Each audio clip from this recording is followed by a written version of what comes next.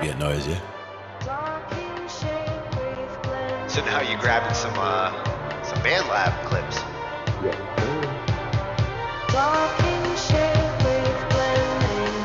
Now for me, that would also be something where I would use like volume automation and like bring that from the bottom, like bring it in and then bring it back out. And these are the kinds of sounds you can stretch.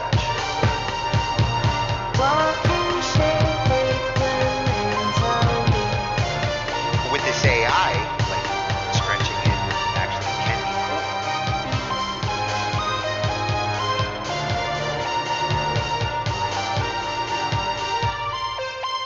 Oh, that was perfect for the interlude too.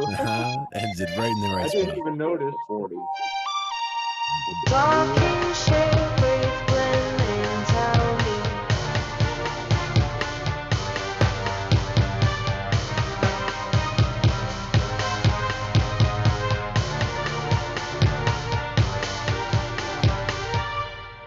didn't even realize the texture faded out at the interlude until it happened. I'm like, wait a minute. Sometimes you just, it was just meant to be that way.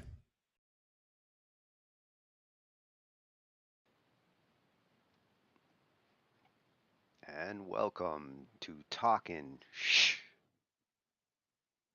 Oh, you really shh that one. You're muted.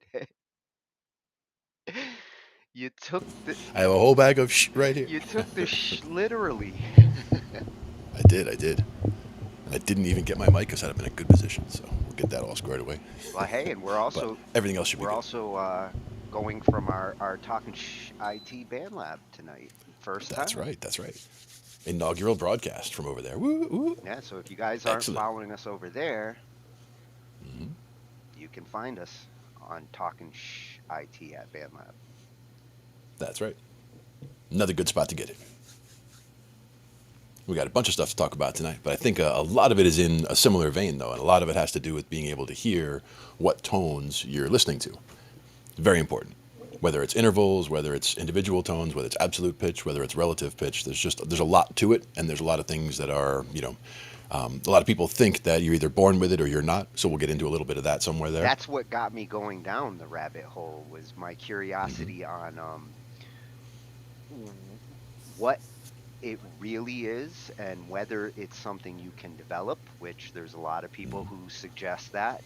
And then there's those who are like, if you didn't develop this by the time you're 6 years old, it's not something that you can say you have after that. You can build it up, but it's that kind of skill that you're almost born with.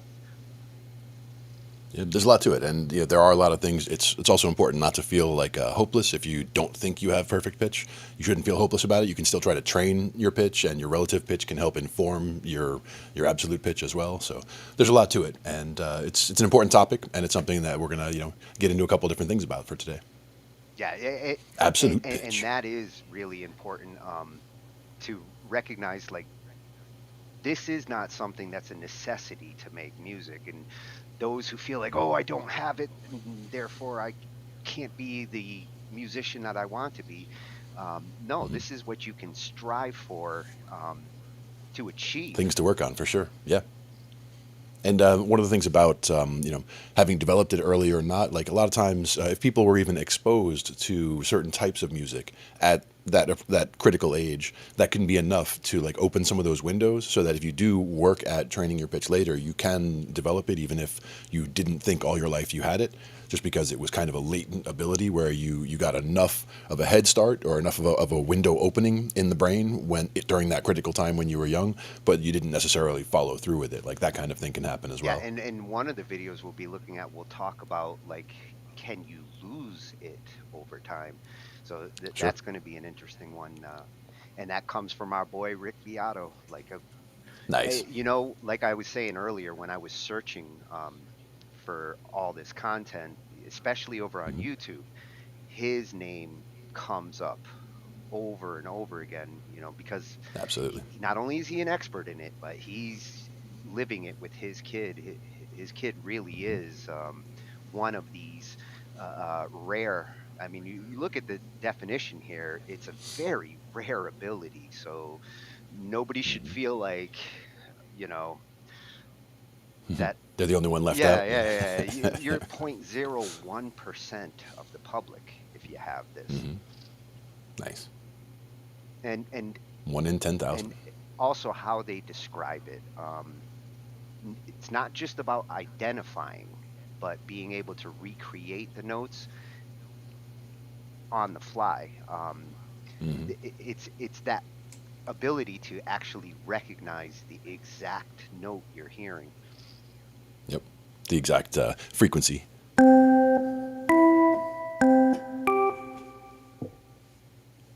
In that case, that was a C, an E, a C, and a G. And this wiki page really does cover a lot of the details, how they've been studying it, and it's kind of a new phenomenon. It's a 20th century science. Hmm.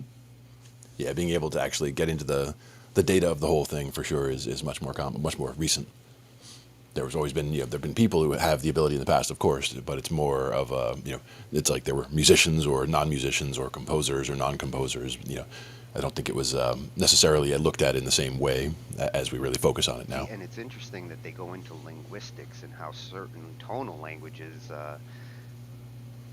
can lend themselves or make it more complicated in some cases, Hmm. depending on the language. Yeah, and the modes, And see, figuring out. they do mention, like, East Asia, and a lot of these babies uh, um, tend to be the ones who have it. Hmm. And they go into the And again, it nature comes versus to nurture. exposure. Yeah, exposure at certain key times during development for sure. Yeah, which they will be mentioning in these videos. And here are the videos that we do have lined up for tonight. Hmm. Definitely a few. I think some of these are new spots, and some are ones that are friends of the channel from the past. Rick Beato, for example. We know we have one of those in there. Yeah. Oh, and Adam Neely. Yep. Adam Neely, we've covered him before. Yep. He's a great channel. And Hmm. he gives the counter argument, like why you don't necessarily want perfect pitch. So I'm really curious to see his arguments there. Yeah. Oh, and a new feature on BandLab that just came out last week, which people have been talking about, the ability to actually split tracks now on BandLab, Hmm. where you can separate the drums, the guitar, the bass, the vocals. So we're going to take a look at BandLab's video on how to use this new tool that they added. Nice. I know that some people have been using ones like voice extractor or just things of that nature to do those kinds of things, whether it's to try to pull the vocals off of a track or whether it's to try to pull a guitar part out so they can try to work on a guitar part or whatever. Yeah, and A bunch of different uses for that. this is a nice addition to the tool set for BandLab. The A lot spliner, a lot of people want to the practice, splitter. and being able to get a track to practice on, this will be a tool useful for that. Hmm. Very cool. So, and these are the two we have from Rick tonight. Why adults can't develop it, which I was having an argument about this just last week, and Yeah. um, why it's not something that, like, you can develop good recognition when they talk about relative pitch and things like that. That's something that can develop, Right. and he'll go more into detail of that, like relative pitch versus perfect pitch, and where it's more useful. Hmm. Yeah. For me, the relative pitch is all about the interval recognition, about figuring out what key a song is in. That's where that comes in handy a lot as well. Yeah, and that is a handy skill for a musician. Yeah, definitely. And I couldn't resist a little bit of AI, and I found this guy who used it to write a guitar solo, and I'm curious to see his process with ChatGPT to get it to suggest a guitar solo to him. Yep. Music is Win. I've checked out his channel before. Yep. Yeah, Very cool. and I actually found a couple of YouTube channels specifically about perfect pitch. So when it comes to the science of it, this one interested me. You know, whether it's a binary phenomenon, and what exactly it is. Right. And we talked about in the past about looking at sheet music and being able to identify, you know, chords or things that jump out at you after looking at sheet music for a little while, and just like in that little graphic you had up a second ago there, that one spot where you've got those 3 notes that are all up there in the top left, like you can see those right there. So it's like, you know, those are, you know, thirds apart because they're their spaces right there. You can see that 2 of them are flatted, so that very top one is the B flat, and then the bottom one there is the E flat, would be my guess. Yeah, because FACE are the spaces on the staff going up. I have to remind myself. And so that last note at the end there, and that last note at the end over here is an A. But yeah, just remembering the sheet music is tricky for me, at least. I don't look at sheet music very often. Most of the stuff I would look at is either in tab format, or I'm just doing it by ear and only looking at what chord goes here and what chord goes there, more than seeing actual notes on a staff. Oh, so. I got absolute pitch right in your face. Yeah. What? And this goes back to the the science behind it. So that's why this one interested me. Yeah. And I like the icon they had over there. It looked like the Death Star. Oh, and just because you know how I am with these MIDI controllers. And oh yeah. As I was searching around for all these other things, I saw the thumbnail for this MIDI controller that Tetro. He's a new one that I found, and this is a really unusual MIDI controller, tiny little thing, but apparently getting to be real popular. Always interested to see the features. An Antiphon Orba. Ah. At first I was like, oh, Antiphon got his own instrument. That's what I was going to say. And I also grabbed another video because I really liked his content on choosing the best MIDI controller for 2023. Mm-hmm. You know, this is a constantly changing industry when it comes to MIDI controllers. And yeah. It's hard to keep up with it all, but it's important to, for us to go out there and look at things and bring them to everybody, because that way everybody can be, become familiar at least with some of the features of them if they don't get their hands on them, actually. Oh, and it's great when these guys review and cover this stuff, because it really does help us. Yeah. Help us help you.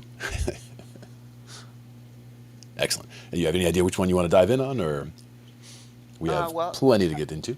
I've got those two. As far as the MIDI controllers go, we've got those in our video storage, so those would be a good one to start with. Yeah, let's do that. And I really want to check out this little doohickey. Mm-hmm. Now, was it last episode where we went into the which of the different MIDI controllers did we go into? The one with the lights, the light up keyboard. We were getting into that one. The name it keeps escaping me every time I think about it. But we'll come back to it.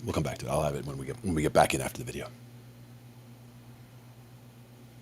The Lumaphone. That's what I think it was called. The Lumaphone. The Lumaphone, yeah. Or Lumaphone, probably Lumatone. I'll double check. Although if they want to make a phone version of it, I would actually buy that. Yep. All I know is it's got lots of pretty colors, man. If you saw my beat making session with the Orba, and the cool thing by using it this way, we can actually watch as we play. Ah, there you go. Nice. Very cool. We're good. The Orba. You know that Artiphon has done it again, creating a unique MIDI instrument unlike any other. And the truth is, Orba is not just a MIDI controller, it's also a synthesizer that you can make your own loops on, and it's a really great MIDI controller. Today, I really want to hone in on that MIDI controller aspect of Orba and talk about how I used it in my session to utilize all the unique functions built into this little device. It really made music making a lot of fun and a different experience than with the usual keyboard controller. So this is definitely not a full review of the Orba, but I know a lot of you were interested after watching that beat making session and how this was all working in such a small controller, and that's what we're going to go over today. This video is going to be sponsored by Skillshare, but we'll talk about that a little later. And if you're new to the channel, welcome. My name is Tetro, your electronic music mentor. So like I mentioned at the top, this is not the first time Artiphon has made a really different kind of MIDI instrument. I mean, they've got the Instrument 1, which hopefully you've seen some of my videos with. If you haven't, they'll appear at the top here. But this is, you know, part guitar, part beat making controller, super expressive, and just a unique way to approach music making, especially in the digital world, like I do very often. And now with the Orba, I think the approach is to make it an instrument that's super expressive that, you know, professional music producers and beat makers can use, but is also approachable for a broader audience. I love all the As you can keyboards see, we behind have a it. very simplified interface right here on the I'm top. jealous of It's his just room. 8 slices of a pie here, right on the top circle. This A here in the middle actually functions as a small button, and there's even a speaker on the bottom. So like I mentioned before, this is not just a controller, it's also a synth. So if we turn it on using this power button on the side, we'll see it light up, very cool LEDs. And there's just different functions that we can go through. I'll just show off how it can be a standalone synth right away. So there's a little volume rocker here, nice LED feedback, and right away you can start making music. And if you notice some of the text, it alludes to I like it BPM, already. record, play, and pause. You Definitely. can indeed loop on the Artiphon Orba, but I'm not going to be doing that today. I will do that in a future video. And I just played you that lead sound, but the sounds aren't just limited to that. I can switch modes and go to chord mode, bass mode, and then drum mode.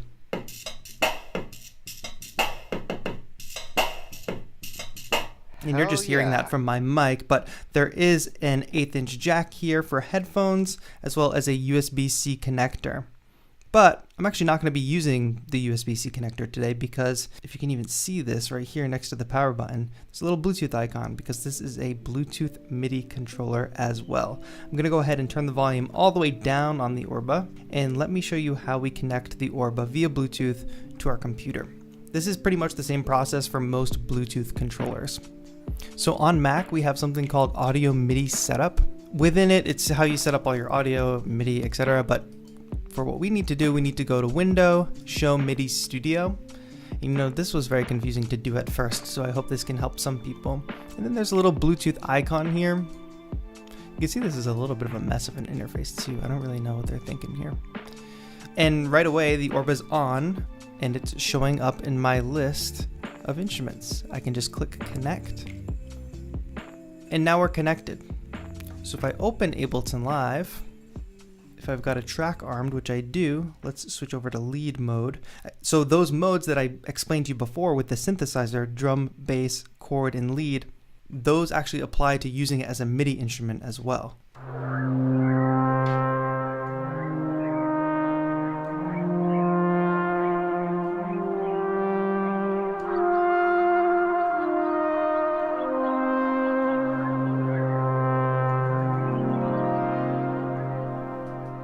Just like that, we're able to use the Orba as an instrument within Ableton Live. No additional setup required. But like I said, these modes apply. So I'm using the lead mode here, which is great for playing leads, of course, melodies, what have you. I can change octave. Again, we're going to use the A button here, use the octave slice, and then drag up to a second slice. We have a higher octave. Let's keep going. It's a very intuitive gesture, I would say. Beyond just the lead, of course, we have chord, bass, and drums mode. So if I jump over to chord mode, here you're going to start to hear one of the initial sounds I used in the live session.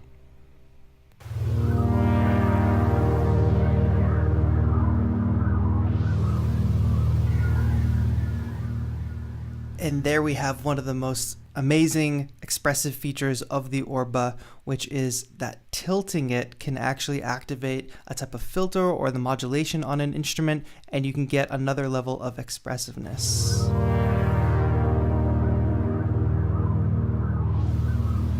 That's definitely awesome. And that's not just the only unique gesture we have here on the Orba. So if I load up a more basic sounding instrument here, notice something when I play across the slice.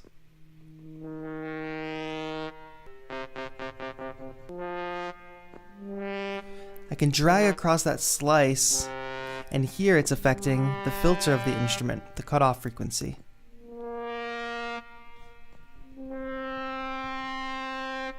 Which is very, very fun. And I should mention that this is all possible, and maybe it's hard to get across on video, but this is a hard surface. So it's really unique in that respect, as opposed to other instruments, because it's not a soft, squishy surface like something like the keyboard block. It's not a pad that you bounce off of. It is hard plastic, which you think would be actually tough to play on or not feel quite right. But since it is capacitive touch, which is kind of like some touch screens, it actually still has the ability to be velocity sensitive and then also carry on with all these other expressive features. What's going on, guys? Sitting here editing the video that you're watching on the Orba, and I realized that I didn't mention that despite the fact that it is like a hard surface, but it still is velocity sensitive, you do get some reaction. You get haptic feedback, which I can't really demonstrate for you. But if you've used a phone or a game controller, you're very familiar with haptic feedback. Basically, it's just this tiny vibration that happens when you touch a note. It kind of reacts to your touch. So that's one element of how they've added, a feeling of actually playing an instrument to an otherwise hard surface. All right, back to the video. And depending on the software instrument, this will react in different ways. I've shown you a couple examples here, but I found that many of them have some type of mod mapped to this tilt, and then filter mapped to dragging on the slices. So now let me go ahead and show you how I used Orba in my live session, which if you haven't seen it, it's going to pop up at the top of the screen right now. Open it in a new tab, watch it, and then come back here. But before we get into those particular sounds, in order to be able to play an instrument like Orba, musically actually it's very, very approachable with the 8 slices and being in a key. But technically on the computer side, using Ableton Live to create a session like I did does take some skill and some learning. And music production and working with Ableton Live specifically is something you can learn on Skillshare, the sponsor for today's video. Skillshare is an online learning community where millions come together to take the next step in their creative journey. They have thousands of inspiring classes on music production, business, content creation, and more. It's taught through video instruction, and then there's also class projects to get you more engaged and working on the skills that you just learned. And no matter what your schedule, the Skillshare classes are taught in manageable pieces so they can basically fit anywhere throughout your day. And luckily today, the first 1,000 of my subscribers to use the link in the description down below can get 2 months of a free premium membership to Skillshare, which normally a premium membership to Skillshare is under $10 a month, which is pretty affordable seeing that you get access to all of the classes on Skillshare with one membership. I talked about this before, but I made a huge effort to level up my mixing and mastering skills, and part of that was taking the Learn to Mix Your Music course with Young Guru. For those of you who want to learn more about music theory or Ableton Live, they have classes taught by Ableton certified trainers, which is a great way to catch up if you get confused on some of the stuff we go over in this video. Skillshare can provide a creative challenge and a little bit of structure for those of us who are at home or working from home, and it can be a really fulfilling way to level up your skills, especially for home studio music producers. So check out the link in the description and be one of the first 1,000 of my subscribers to get 2 months of a free premium membership to Skillshare. Alright, now let's dive back into the Orba and I'll show you what sounds I used in my session and how I used them with the controller. Okay, so for those of you who might have been a little confused, by no means was this session live. Hopefully that was obvious because the camera angles kept changing and that just wouldn't be possible. But what I do is I record each individual part of the song in different places. So what you're watching is really me playing the instrument. It is actually what you're hearing, but the broader song as a whole is then put together later on in arrangement view in Ableton Live, and the video is cut together to match the arrangement. So I hope that makes a lot of sense. If I was going to be using Orba in a live looping situation, it would be super easy to do. I would just need to add one more controller, like say a launchpad or a push, or basically anything that I can map my session record to.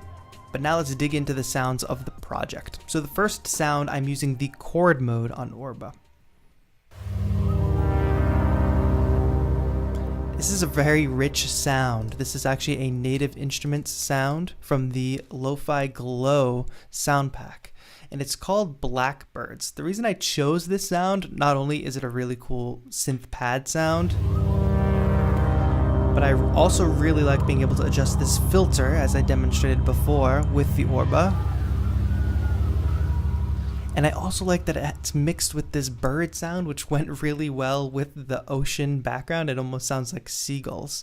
And for those of you who don't know, within Lo-Fi Glow, it's basically mixing two different signals. Usually a more traditional synth sound, like this glorious pad here. And then a lot of the times it's mixing it with some type of field recording, which I can change the balance of here.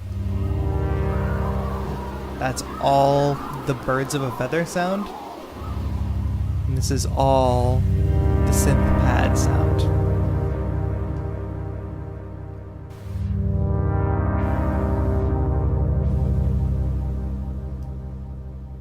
So to me, that's just a beautiful sound and it fit perfectly. Not to mention that I did blend the opening of the track with a field recording I got from Splice of some ocean sounds.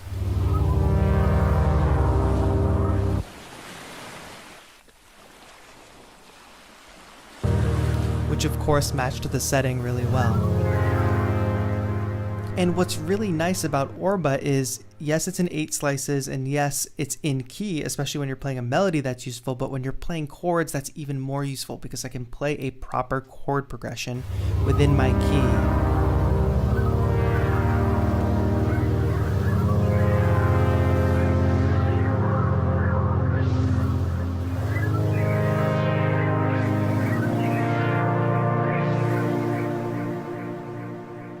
And the key Orba is in can be customized within the Orba software, where you can change right now between minor and major and different root notes.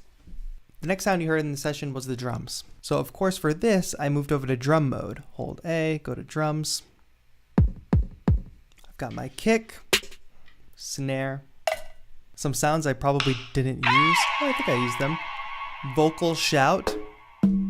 And what you may notice is the notes I'm playing on the Orba, while you are hearing drum sounds on them, you'll notice in my drum rack, they're not necessarily set up like a traditional drum rack would be set up. That's because right now, the way the drum mode maps is just a little bit strange compared to other typical pad controllers. It's not like this is C, C sharp, etc. going up chromatically, but that was easy to take care of just by figuring out what note these are sending on. So that first one, A-okay, that's going to C. Number 2 is going right to D. So I had to make sure that that was mapped. Number 3 here, I put on that little rattle, that's F sharp. So I had to make sure that all these were in the right place. The other really, really cool thing here is, yes, I can play the pads, but I can also do this. Do that again without hitting the top. Oh, I am sold now. And That's you notice, like, I'm not cool. triggering anything else. That sound isn't here on a pad. There's no trickery. That's literally sending MIDI data here to the note E, actually right here, that shaker and drum rack. So I thought the most natural thing to do, of course, would be put a shaker on there, and I think it worked pretty well. Just another example of the many ways you can play Orba. So then, of course, we play the traditional beat.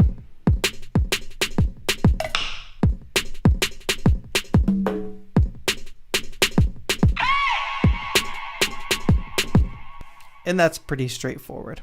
Again, just listen, we're still getting velocity sensitivity, even though this is not a membrane. It's hard plastic, but the capacitive touch. So we still get a range of velocities. For the next sound, we were playing a vocal sample, which again, I got from Splice. I believe we were playing it in lead mode. And we were playing it an octave up. So again, the way we do that is hold the A, octave, slide up. Not that high.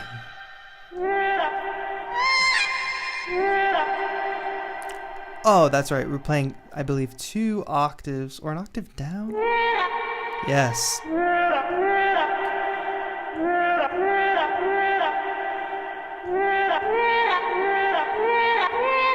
I forget what I played, but that's a pretty standard melody situation we have going here with a vocal sample. No fancy gestures or anything happening on that particular track. You'll hear a lead sound. That's another sound from Lo-Fi Glow. You won't see me playing this sound in the video because the camera wasn't rolling when I recorded that take. Tragic, but it happens. The next sound we moved on to was, of course, the bass line. So, of course, we're on the bass setting here, and what I really liked about playing this particular line is just picking up and holding the Orba like it's a game controller or like it's my phone and just using my thumbs.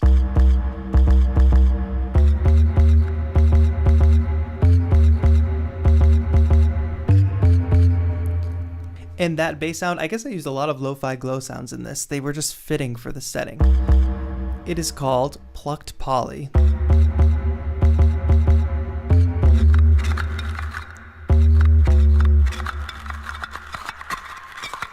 Another cool thing about this sound is the texture of it. So of course, if I just play it like a plucked bass, I'm doing very short hits there. But if I hold it down,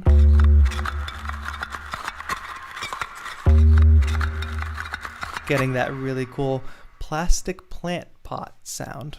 Definitely unique. The final sound I played was a lead sound. Now what I ended up doing was layering this lead, so you're actually hearing 3 different instruments playing. The first one being this MK flute sound from Diva. Let me put this back into lead mode. It's just a very nice lead sound, but I needed to give it some edge. It has some edge already. I wanted to just layer it with a couple other sounds. And this one is an Ableton stock sound from Operator.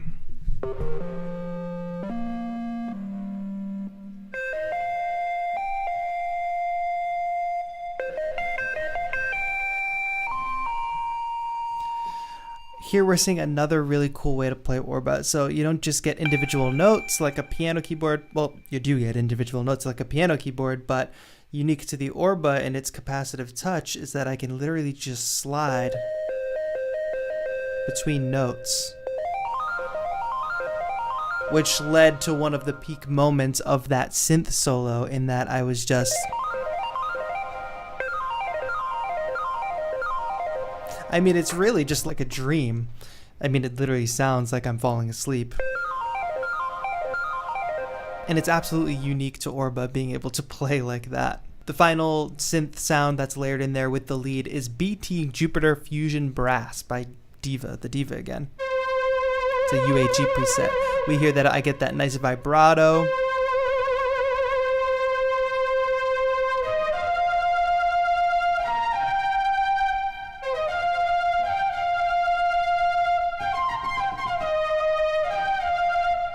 Just being able to articulate in different ways, whether it's sliding and getting a nice legato sound between notes or individually tapping. I don't know, for a controller this size and this portable, I keep saying it's expressive, but it's also very versatile. And that's it for sounds that I actually played with Orba. And I talk about this a lot in any of my live streams or beat making tutorials, but I like to keep things very simple. So you don't see a ton of layers there doing all different things. What I have left for layers are some percussive loops like these Boy Wonder hi-hats. Kind of a typical hi-hat loop, like a hip-hop or trap hi-hat loop. I'm loving putting vocoder on. You can see how that really transforms the sound into a little more of a shaker sound. I've got the waves found sound that I talked about before. I found that on Splice. And then I also use the same sample of waves to create a little bit of a riser, which helps me build up to cool moments. I've also got a little send delay on there. And then this final, this is a proper shaker loop. I really like layering hi-hats and shakers. It blends well with the added shaker that I played in on the Orba from the drum rack. So this is, my first look at the Orba as a MIDI controller. I am excited to go deeper with it because I know that there are more possibilities like hooking it up to hardware. There's more I can do with pitch bend and how I can map some of these gestures. And I'm really excited to just dive deeper into it, learn more, and create more sessions with it. So if that's something that you're interested in, make sure you click the subscribe button down below, as I'll definitely be making more content with the Artiphon Orba as well as a bunch of other cool MIDI controllers and Ableton Live. I know a lot of people backed the Orba on Kickstarter, and it sounds like a lot of people are starting to get theirs, or at least they're getting shipped out, and that sounds amazing. So I'm stoked for there to be a little community around this Orba thing. But if you go to the website and you weren't a Kickstarter backer, I believe you can start ordering yours today. This isn't sponsored or anything, but if you thought that this was cool, check out Artiphon's website. More to come with the Orba. If there's something you specifically want to see me do with it, leave a comment down below and let me know. Just let me know what you think of this controller in general, and if you're thinking about buying one yourself. Like this video if you enjoy, and thank you so much for watching. This has been Tejo, your electronic music mentor. Have a good one.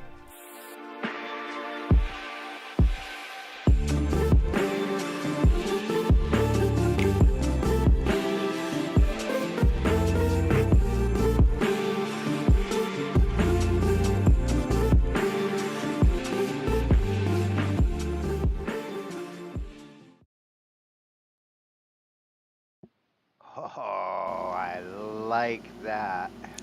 Very cool. That was Tatro over at YouTube.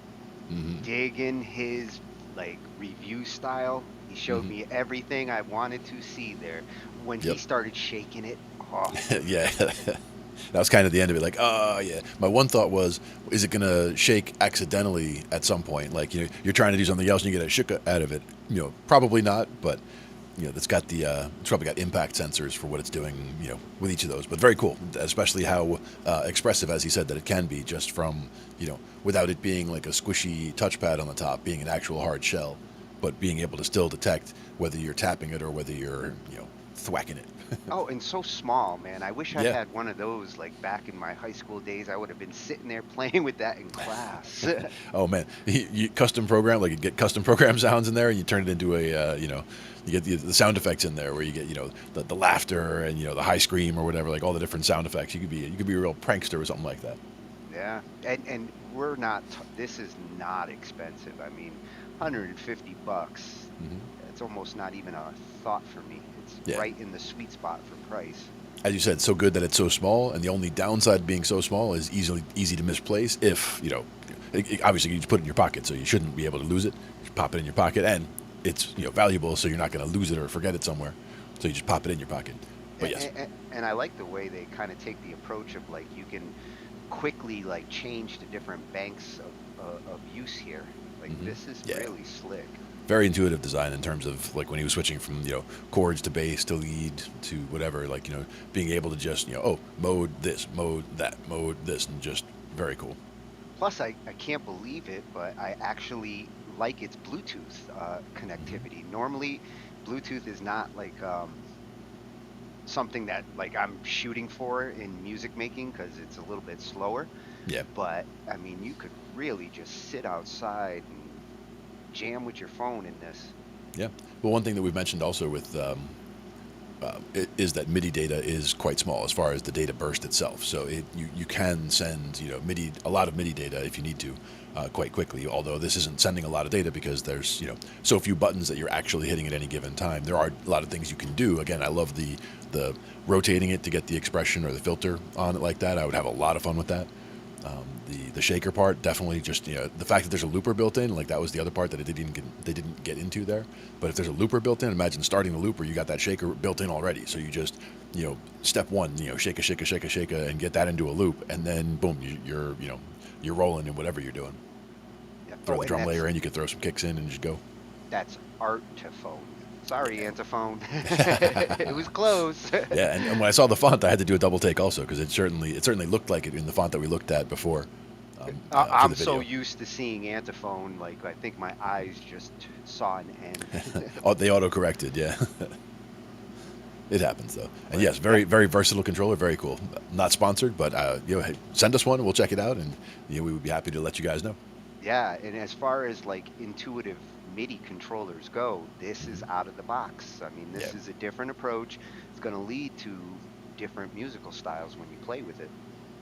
And again, the main thing is sturdy design, and that's where, you know, how sturdy is it as far as, you know, being able to hit it, being able to, you know, doesn't feel like it's flimsy. I'm sure, like he was saying, it's a hard plastic case and all that, so it's probably quite solid.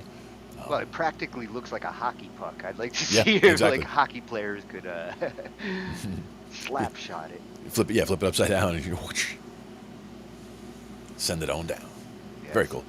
Now that was one of two videos that we had from that site from them for today. Yeah. His other video goes into all MIDI controllers. You know, the best choices for 2023, and you know, when you're shopping for a MIDI controller, the software you use and the functionality you're looking for in a MIDI controller, a lot of times people are like thinking like they're buying it for the keyboard, or their priorities aren't always on the knobs and level functionality. But as you saw with this one, once you do learn to map and remap, then you can make any MIDI controller control anything you want. I could see myself using that as a video scrubber.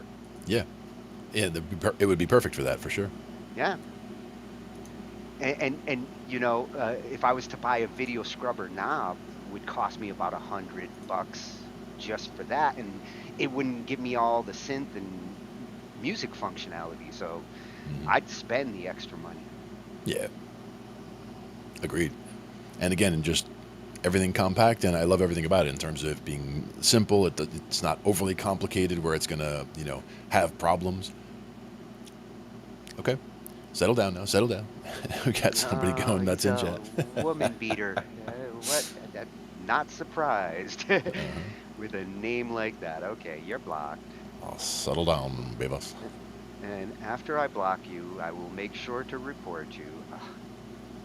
This is what I hate about BandLab. Like I literally can't select him right now because he's going off. Restrict user. Thank you. Restrict this loser. Oh. That way I can report him. Bye. I will take a screenshot to show, and plus your name's Woman Beater. Like, I hope BandLab, like, with a name like that, you are looking for trouble. Yes. Hello and goodbye. So the other video that we had up from here was about the other controllers and not just that one. So very cool. The best MIDI controller. Everything you need to know before you buy. He's been restricted. Yep. So, yeah, we're going to see how to choose the best MIDI controller.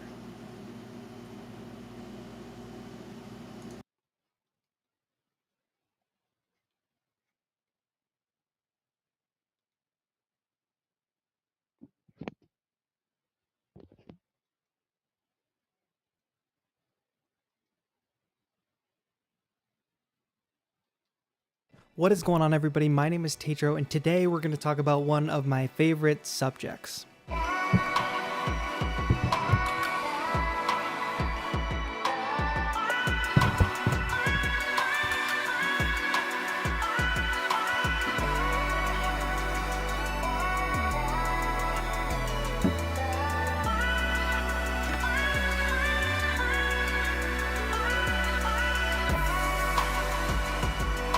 MIDI controllers. Alright, so if you've been tuning into this channel for a while, you know that I talk about MIDI controllers all the time, and I've even kind of made a video just like this before. But I've recently got a new influx of questions from people asking what are MIDI controllers and how do they start making music with them. So I want to take this time to fully explain what a MIDI controller is, how one might use a MIDI controller, and some of my recommendations. Today's video is sponsored by Skillshare, but we'll talk about that later. For now, let's answer the question.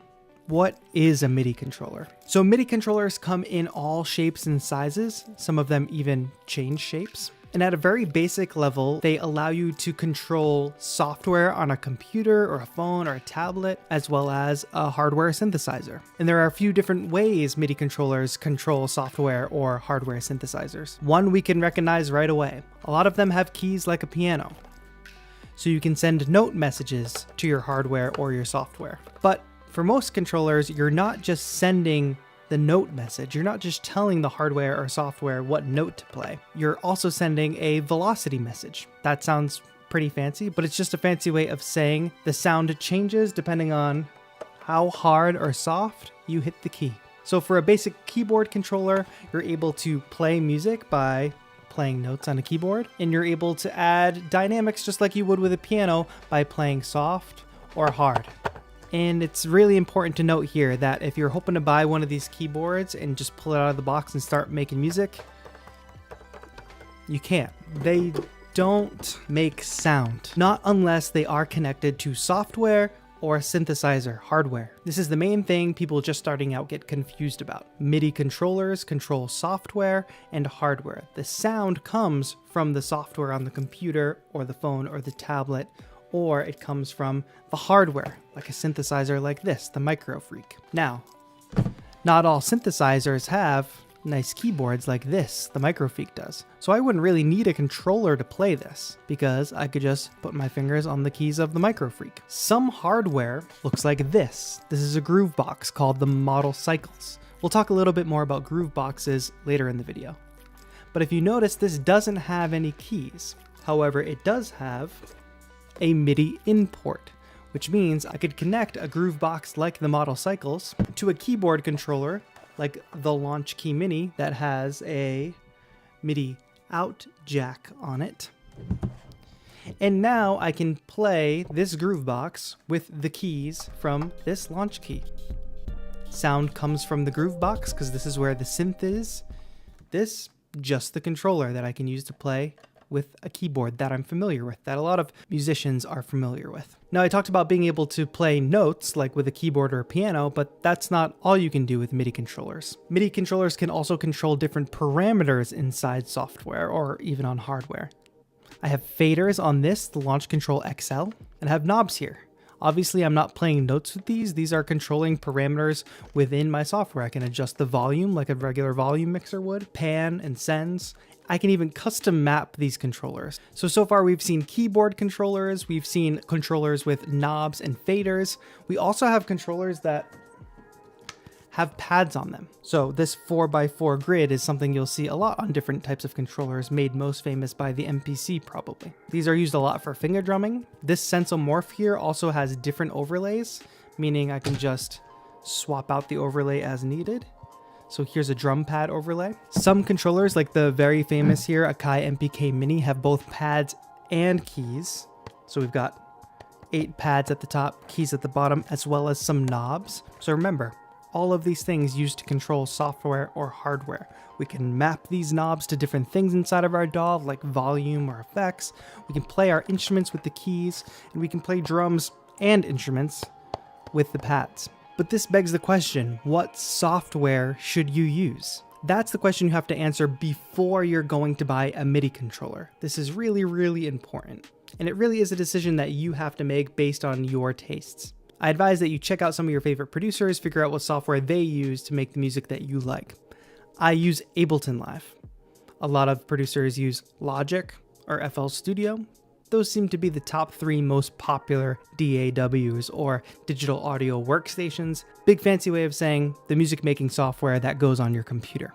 Also, if you're super on a budget or you don't want to use a computer, there's lots of apps on phones, iPads, and even Android tablets that you can connect some of these controllers to and start making music for a lot less money than, say, buying full-out Ableton. The reason I say software is super important is because some of these controllers are really DAW specific, meaning that they're built for a specific kind of software. Take this massive controller, for instance.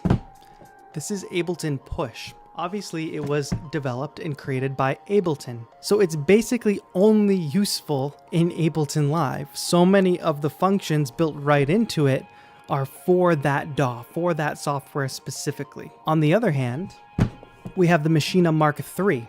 So this is a controller that is made specifically for Native Instruments Machina software. Now you can open up Machina in Ableton Live as a plugin, and this controller here will map beautifully to that software. Once we start to unravel this, you'll notice that different software companies make multiple kinds of controllers. So if we pair the Machina Mark III with the Native Instruments Control M32, what you'll see here is a little screen and some buttons that you probably can't read, but they reference things directly from Native Instruments software.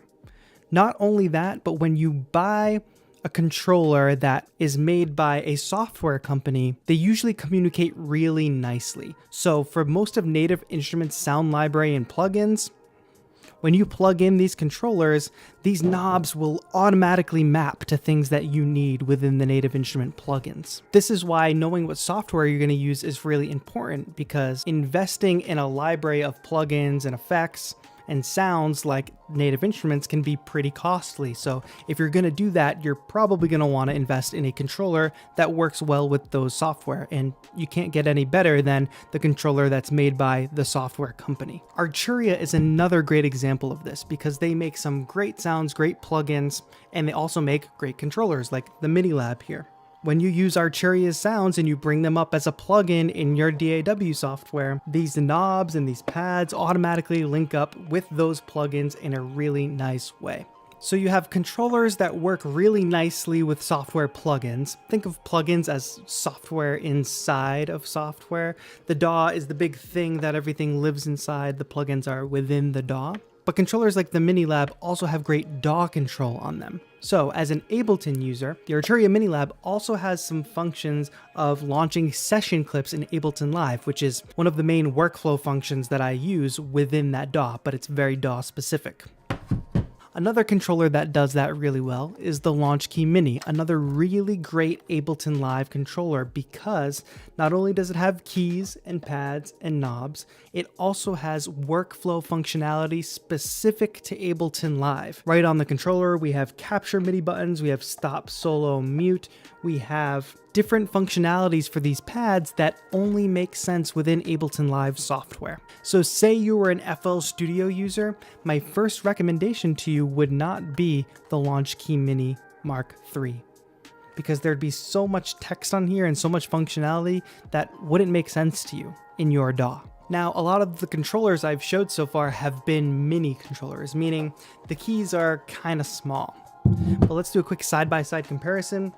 This is the Launchkey Mini Mark III with standard mini keys, and this is the Complete Control A25 by Native Instruments. Now, the A25 has full-size keys.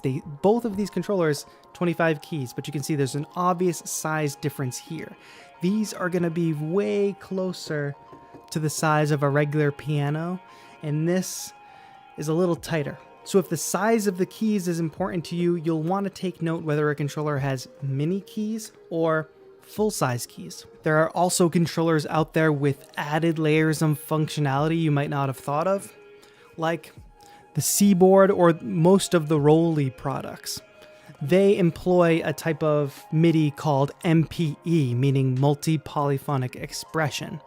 Remember how we talked about at the beginning that a controller takes in note information? So if I'm playing a G, it tells the software play G, but it also takes velocity information. I'm playing a G, but I'm playing it really hard and loud.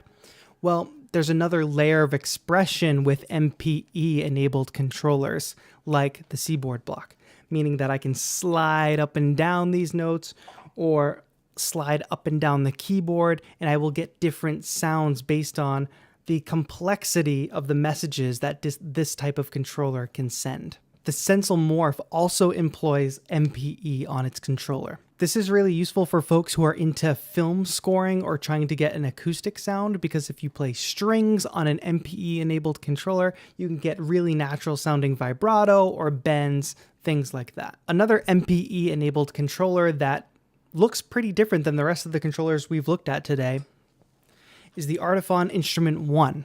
Now, as you can see, this is meant to look a little bit more like a guitar because not all of us are keyboard players. Some of us came to production and electronic music through other instruments like the guitar. And so you can see that it has a fretboard with 6 quote-unquote strings that are not real strings, and then 6 little sensors to pluck. There are lots of other similar guitar style controllers like the Jammy and like the Jamstick that actually employ real strings. I like the Artiphon Instrument 1 because you can lay it on the table.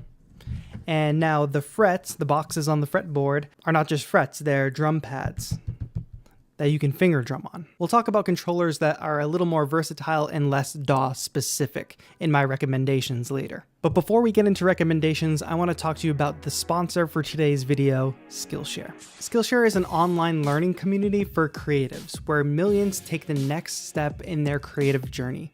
Skillshare's classes are designed for real life, so no matter your schedule, Skillshare has short and long classes that you can take to make fit to your own schedule. Understanding all these concepts about MIDI controllers and then about DAWs and music theory can actually be really daunting and overwhelming, but Skillshare has classes taught by Ableton certified trainers where you can learn complex music theory within the context of your DAW. So not only are you learning music theory, but you're learning the software that you're going to use to employ that music theory. A premium membership to Skillshare is super affordable at under $10 a month, but the first 500 of my subscribers down below get 2 free months of premium membership to Skillshare. My Instagram audience has been growing quite steadily over the past year, and it's actually one of the major tools I use to promote my music and my videos. If you want to learn similar skills with Instagram photography, you should check out this course by Brandon Wolfel to learn how to capture these moments and make dynamic content for Instagram that gets people attracted to your music and your content. So use the link down below and get the 2-month free premium membership of Skillshare.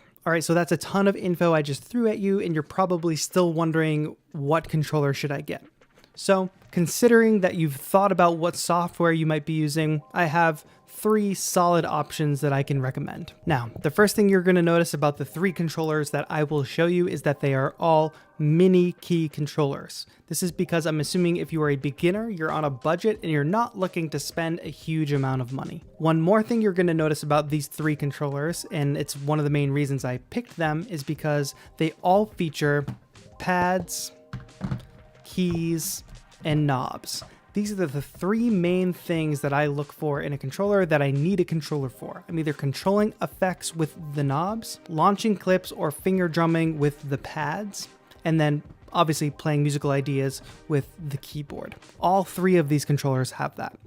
The first one I want to talk to you about is the Launch Key Mini Mark III. If you're an Ableton user, this is a no-brainer. This is one of my favorite controllers.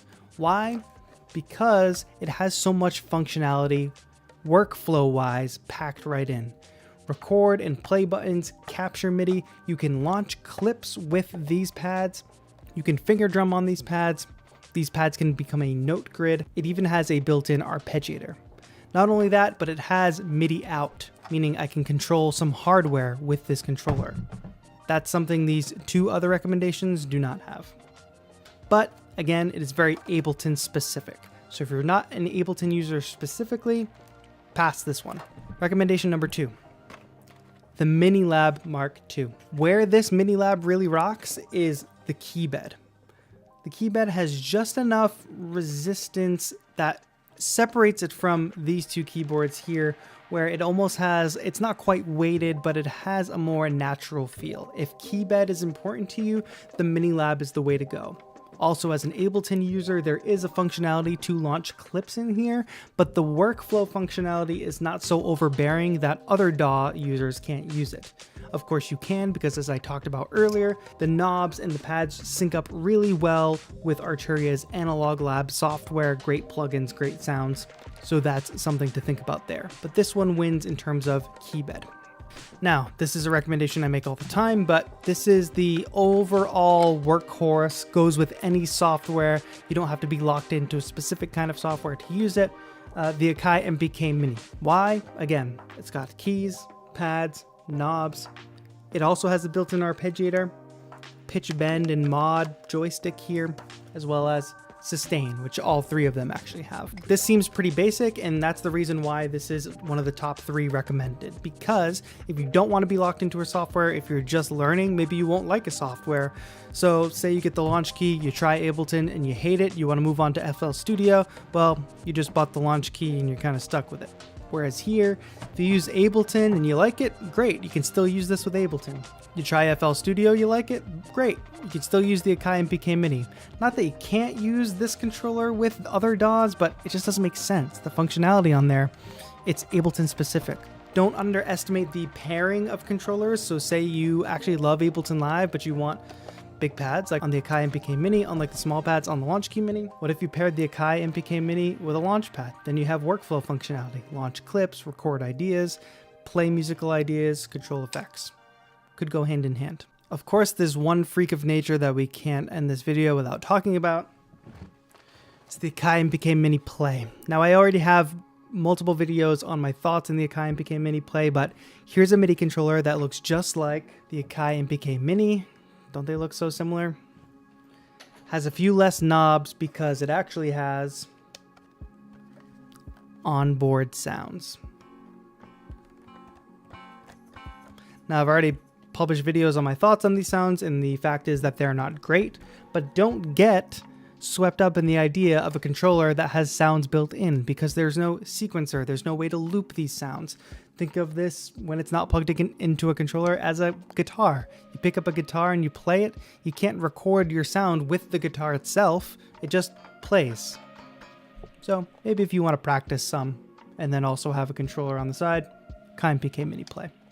My final note on this is maybe you say, the heck with all this is too complicated, I don't want to use software on a computer, I don't want to hook anything up, I just want to sit with a device and play music. Well, there's a number of iPhone and iPad apps you could use without actually using a computer per se and a controller, but there is an option out there for you. You're looking for a standalone device or a groove box. This is the Novation Circuit. No computer required. You can load samples into it and play them like on a drum rack, and you can also play the two synth engines. It's got a speaker built in, you plug your headphones into it, you can record your ideas, have a ball, make beats using this groove box only. Alternatively, you've got things like the MPC 1 by Akai, which is a full standalone MPC. It's got a giant screen here. The advent of this is it basically has a computer built right into it, so you don't need a separate software on your computer. Everything happens within this box. That said, those are just options if you don't want to use a computer, if you are totally overwhelmed by the things you heard in this video. Alright, so I hope this helped you if you were in the market for a MIDI controller and you were looking to start making music from home, either with a laptop, a phone, iPad, or hardware synthesizers. Remember to think about what software you want to use. Decide if there's a controller out there made by that software company or that is built to function specifically for that software, and then get the best controller for your use and for your budget. I'm going to leave some videos on the end screen that you can dive into if you want to see some of these controllers in action.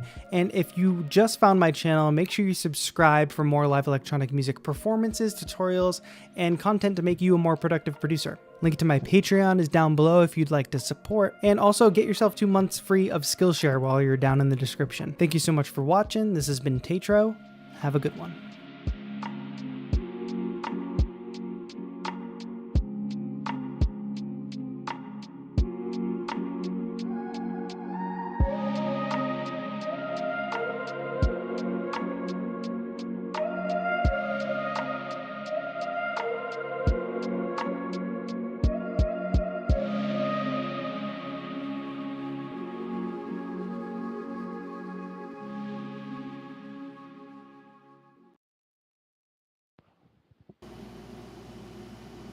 Wow, fantastic advice all Yeah. across the board. Like Mm-hmm. he covered so much ground with those controllers, and some of his suggestions there, like when it comes to what you pair a controller to, Mm-hmm. like with the Personuses, like they really make their Surface controllers for Studio One. Right. Yep. And that's the thing is it's, the right tool for the job is what it comes down to. And if you don't know what software tool you want to get locked into, for example, that was good that he gave, which one would be the overall option as a good starter. And then from there, you can use this with any of them. Just like the Axiom that I have over here, the Axiom, I guess, 25. Same thing, 2 octaves, 8 pads. Like it's got the nice, the bigger pads. It's got the knobs so you can do the adjustments and all that. Oh, and he's spot on that. Like nowadays, you look at the knobs, you look at the pads, you look at the keyboard. If you're buying one of these controllers, all 3 of those things serve important purposes in your controller. Right. Especially the pads these days. You set up the sampler, use the BandLab sampler, map those different pads to different samples, and yeah, that's the way to do it. And again, for me, it's nice to be able to try the drumming, because again, this keyboard that I have over here has little chiclet keys, which they work, but they don't have the same kind of bounce to them as well, because they're little small chiclets rather than being like the big fat squares like those are. Yeah, and drumming on a keyboard is not fun. Like I've been trying for years to get more comfortable with like Using the drums actual on a keys. keyboard. Yeah, Yeah, no. if I'm using my bouncy synth, it's not so bad, but the Hmm. weighted keys with drums, horrible. One thing again that I would suggest is trying. You can split if you can do a keyboard split, like where you have this half of the keyboard be this and this half be that. If you double it, where you have the same drum kit, let's say on both sides, then you can for a fast snare roll you can use the left hand doing a snare hit and the right hand doing a snare hit on a different key, so that you can be like digga digga digga digga back and forth, and you can kind of essentially double your speed And at those points where you need to. that's not hard to map. I mean, Right. basically, if you set up a drum kit and you split the keyboard and Hmm. you set up the second drum kit on the top half, Hmm. it's still going to map to the same bass snare keys, Yep. which are going to be A and B and C around that Exactly. area. So once you have it figured out, mapped out in your head, how it works over here, you have it mapped out the same way here. If you can play it with either hand, then you can play it, have both hands on the keyboard, and you can basically double your speed for those moments. You want that, the double kick stuff, you can just have, one kick under each hand and just digga digga digga digga. And you can even do, two fingers on the same key in both hands if you wanted to go, four times as fast. You try to get the double finger. Then you're playing death metal. Yeah, at that point. And that's the thing is it's just for certain effects somewhere, or you might want to have things interleave back and forth. Excuse me, where you have like two of those are kicks and two of those are snares or whatever. You have it go back and forth. Depends on what you're trying to do. But you figure out what feels natural as you're working through it, like just putting on a drum, sound on the keyboard and then figuring stuff out from there. But yeah, it looks like Natro's got a lot of good videos here. And he's getting into AI too. We all Yeah. are, Pedro. Yeah, I mean, kind of everybody needs to. Really, you either need to, you don't have to all get into it, but you should at least all be aware of it for sure, because it is evolving so rapidly that in a blink of an eye, it's going to be beyond what you can imagine.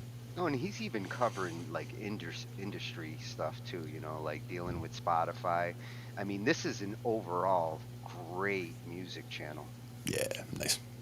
And again, he had how many there? How many of the controllers did we actually go through? Was it like 7 or 9? Yeah. Well, and every single one like is one that I've dealt with in one point or another. Like the Arturia, Yep. great choice. Joe Mhm. has one, and the synth pads and Mhm. analog sounds that it produces, worth whichever controller you buy from them. They give you like the kitchen sink with the controller. Yeah. And again, people. He is definitely an Ableton and a Kai kind of guy. Yeah, I was going to say, if people have loyalty to a certain DAW that they want to use, then figuring out which controller best suits that, because there are ones that again are custom tailored to it, but for the most part, having a good all around controller is a good starting point. Yeah, see, though when he showed the MPE, like I actually learned something there when it came to MIDI. I've seen MPE and looked into it and Hmm. didn't realize like the potential. When we were looking at that guitar a couple weeks ago that had the pad Yep. and the way he was using it to do like expression with strings and things like that. Hmm. Well, this MPE technology, I got to get me one of these boards, because Yep. when I'm doing orchestral work and things like that, that's exactly where I want to be able to slide up and down the key. Hmm. Yep. And even on the little tiny round controller, you just the being able to slide it, being able to use your finger to go to the center or away from the center to get other modifications on the sound as well. Same idea. Oh, The his desk having the looks so expressiveness. cool. Look at that cool ass desk. I see Nice. innovation. Hmm. Couple of Akais. He's like my new MIDI idol. There you go. Nice. And those Akai MPKs, any of their the Akai boxes, whether you're getting the cheap one or the $1,000 like full blown studio in a box, Hmm. they come with killer sounds and some of the best drum pad controllers that you're going to find out there. That's why they're so popular. Yeah. I can see myself visiting this channel many more times to come. I Hmm. love the MIDI controllers. That's my neighborhood, and Hmm. he really knows his shit. Yeah. Yeah, and again, looks like he has experience with a bunch of them there, so that's good. Good to have. Again, I only have the one that I have here that I really have. I also have the Carbon C61 is the other one that's just basically the keys. Is that And audio? I believe it is. Yeah, I believe it is. It's It it's all it white. shifted between vendors for a couple of years as M Mm-hmm. Audio was restructuring, but I got a couple of them. Yeah, yeah. I think was M Audio also the USB Uno way back when? Oh yeah, yeah, yeah. The Mhm. MIDI interface, Yep, yep. and that Still was the using that go-to. actually. Yeah, yeah, yeah. When you're looking for a nice, cost-efficient, like MIDI in, MIDI out. Hmm. That's what this is. That's the USB Uno. I've had that for over a decade, I think. It's been there for a while, so it's And definitely not USB 3. I can know that much. these are the kinds of pieces of equipment that don't necessarily have to cost a lot. Hmm. Um, can be useful in multiple ways. Like you don't have to be a keyboardist or a beat maker. I mean, Hmm. those are useful. If you are a beat maker or a keyboardist, these little phrasing and controllers, of course, they're going to be useful. Yeah, definitely. And And again, the more you some use of them, those, you're talking like 50 to 75 bucks. yeah, Not expensive. exactly. And the more you use them, the more you find what you can do with them. Because a lot of people, they might use them like the way you learned extra things about your keyboard over there years after having it. The It took fact me that a decade before I actually ripped it open. yeah, yeah, or even when you figured out that the bend wheel, like or the stick or whatever, like might go this way and that way, but it also goes this way and that way. It's like whoa, like opens up. It's like your mind is blown. There's like a whole new dimension to what you can Well, do with certain and things. I didn't even figure it out. The Hmm. 4-year-old did. Exactly. He's hitting everything. I'm like, wait a minute, is Hmm. he going up and down? I Hmm. didn't know it could do that.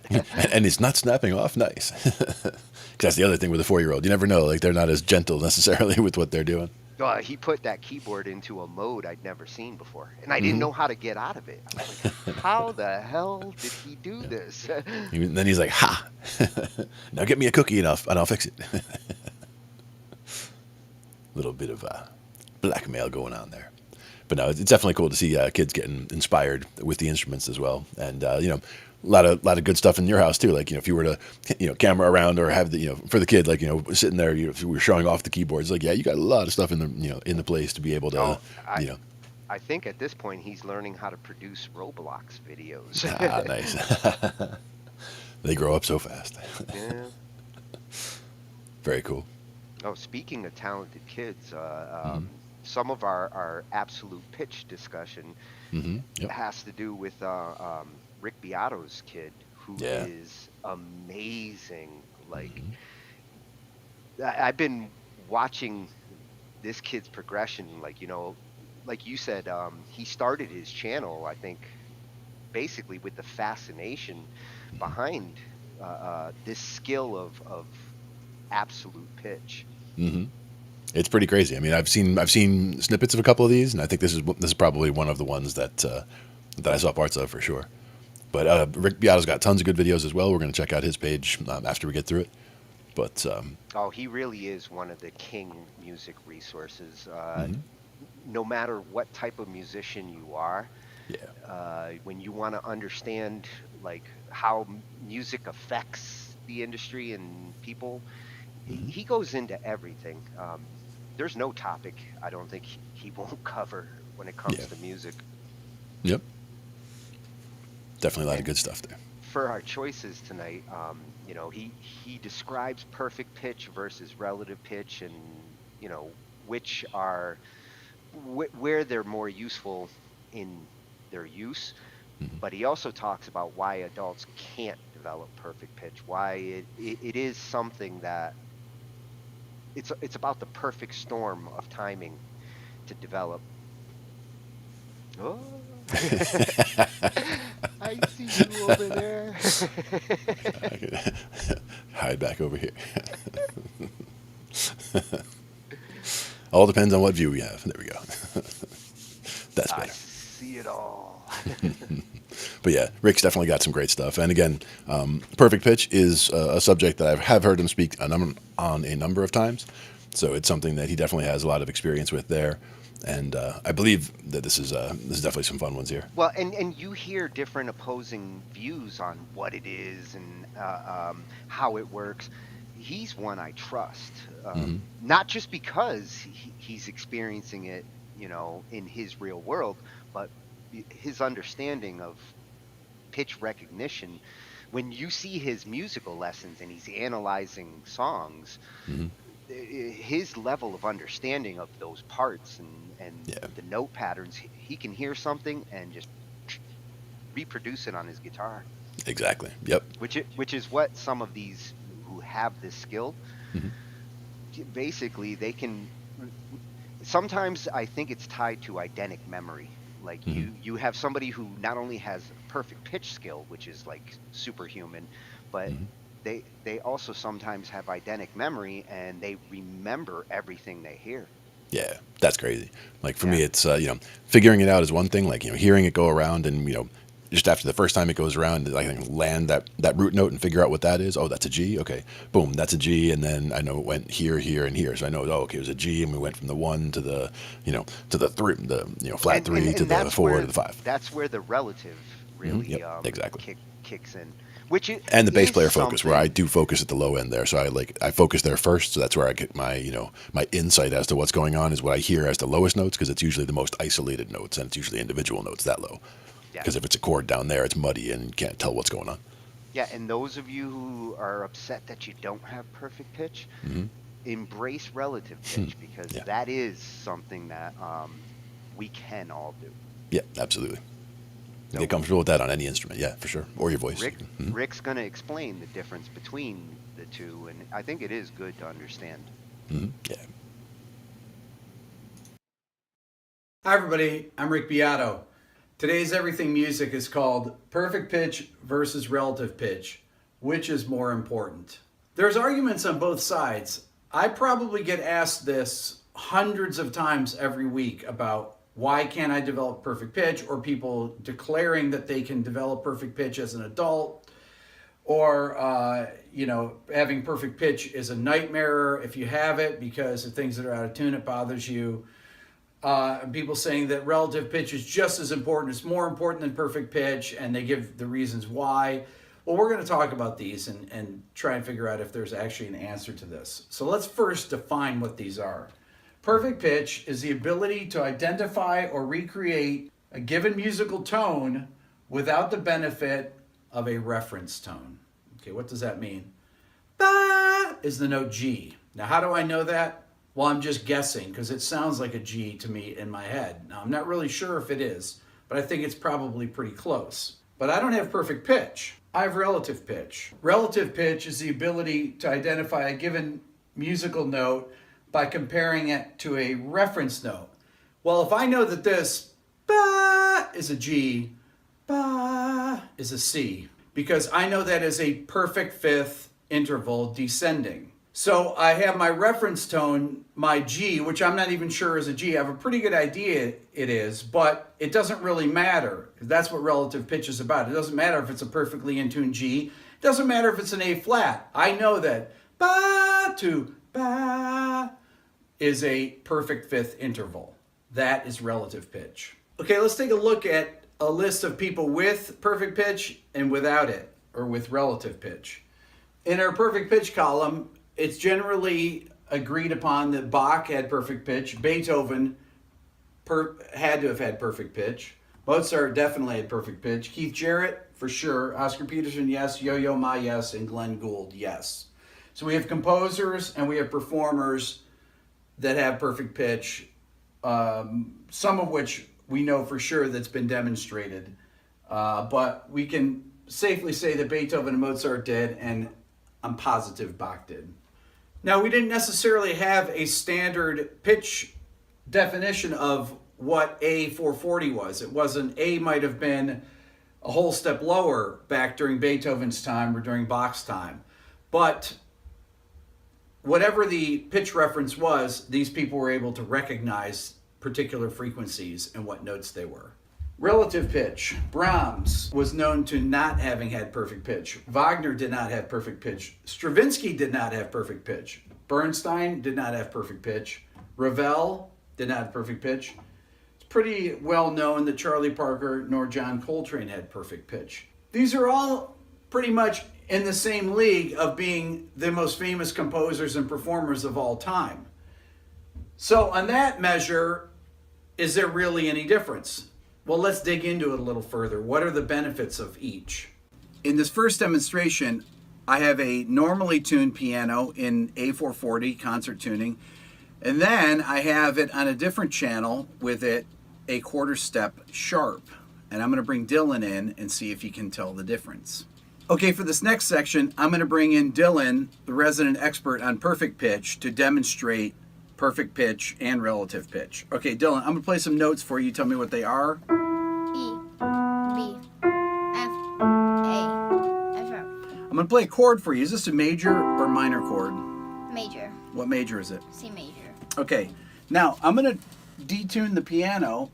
I'm not going to tell you in which direction, whether it's sharp or flat. I want you to tell me what two notes these are a combination of. A and A. I mean B flat. A and B flat, correct. D and E flat. That's correct. G and F sharp. That's correct. I'm going to play a chord for you. Is that a major or minor chord? Major. You know what's between? C and C sharp major. That's correct. But let me ask you this, Dylan. Does it bother you that it's out of tune? No. What does it sound like when I play that to you? It sounds like there's a note mixed with another note, and there's just one in the background. Okay, so what's in the background? Probably the B flat. B flat's in the background. The A seem. Yeah, because the A is like the one you're actually playing. Okay. So the B flat's in the background. It's in the background. Fascinating. But they're are they mixed equally? Yeah. Very good. That is a perfect demonstration of both perfect and relative pitch. Now I'm going to bring in someone else to demonstrate relative pitch. Okay, for this next section, I've brought in Lennon, my lovely daughter, to demonstrate relative pitch. So I'm going to play some pitches for you. I want you just to sing them, okay? Sing it louder. Dun, da, da, da, da. All right, if I play this interval, do you know what interval that is? Perfect fourth. Perfect fourth. Very good, Lennon. I want you to tell me if these chords are major or minor. Are you ready?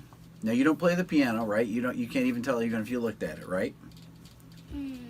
Okay, what chord is this? This is major or minor? Major. That's good. What about this? Minor. Very good. What about this? Major. Very good. What about this? Minor. Very good. So Lennon has relative pitch. When you hear those chords, you know exactly what kind of chords they are, right? But you don't know the note names, do you? But you recognize that this is a perfect fourth. How do you know that that's a perfect fourth? Is there a song that goes with that? What is it? Here comes the bride. Here Comes the Bride, right? You recognize that when you hear it. If I play a chord like this, sing the three notes. Dun, dun, dun. She can sing the notes and the chords. She just doesn't know what they are. Do you know what those notes are, Lennon? Okay, if I told you they were D, F sharp, A, would you be surprised? No, because you don't know what they are, right? The real benefits of relative pitch are in sonority recognition and melody dictation. Now I'm going to play a couple melodies for you, Lennon. I want you just to sing what I play, okay? Okay, so can you sing this? Very good. What about this? How about this? How about this? Very good. That's very easy to do, right? You just listen to it and you sing it back. And the same if I play a chord like this. Sing it. Very good. These are the benefits of relative pitch. It doesn't matter if Lennon knows what notes they are or not, being able to recognize these patterns of intervals, sing them back, sing the notes of the chord is really just as important or more important than being able to recognize the exact notes. The real answer is that they are both important. Relative pitch is probably more important because it's something that will last you for your whole life. I've talked about this in some of my perfect pitch videos, even though I've actually don't know anyone this has happened to, but there's many studies that suggest that people begin to lose their perfect pitch around age 50 by a half step, and then by age 60 it's gone completely. There's many stories that you can find on YouTube about people that this has happened to. There's a couple really interesting lectures on it.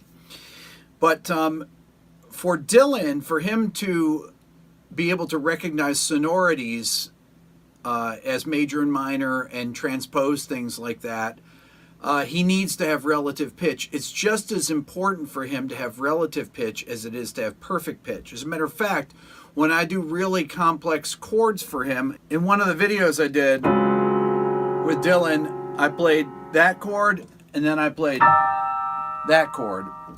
So the first chord was a F Lydian in inversion over D flat sus4, and the second one was D sus2 over E flat major.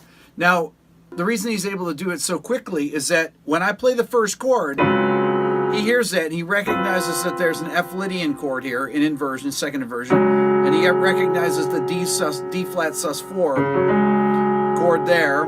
So by the time I get up here, he's already analyzed that, and I play that, and he hears the two separate chords there, and he's recognizing them as units. He's not hearing necessarily the notes individually until he goes to break them apart. But he can recognize that that is an inversion of F Lydian because he knows that shape in his mind. So he's actually using relative pitch and perfect pitch at the same time. That is one of the benefits of having perfect pitch and relative pitch, is that if you just have perfect pitch and you can only isolate the notes and you can't put them into context, like what type of sonority is it? Is it a suspended chord? Is it a Lydian chord? Is it a major chord, a minor chord, diminished, augmented? The ability to hear it as a unit and not as just a collection of individual notes is really kind of the essence of relative pitch. The real goal is to develop your relative pitch so that it is so fast it's indistinguishable from perfect pitch. Okay, so you should be able to recognize intervals so quickly that you can just jump from one note to the next and know exactly where you are.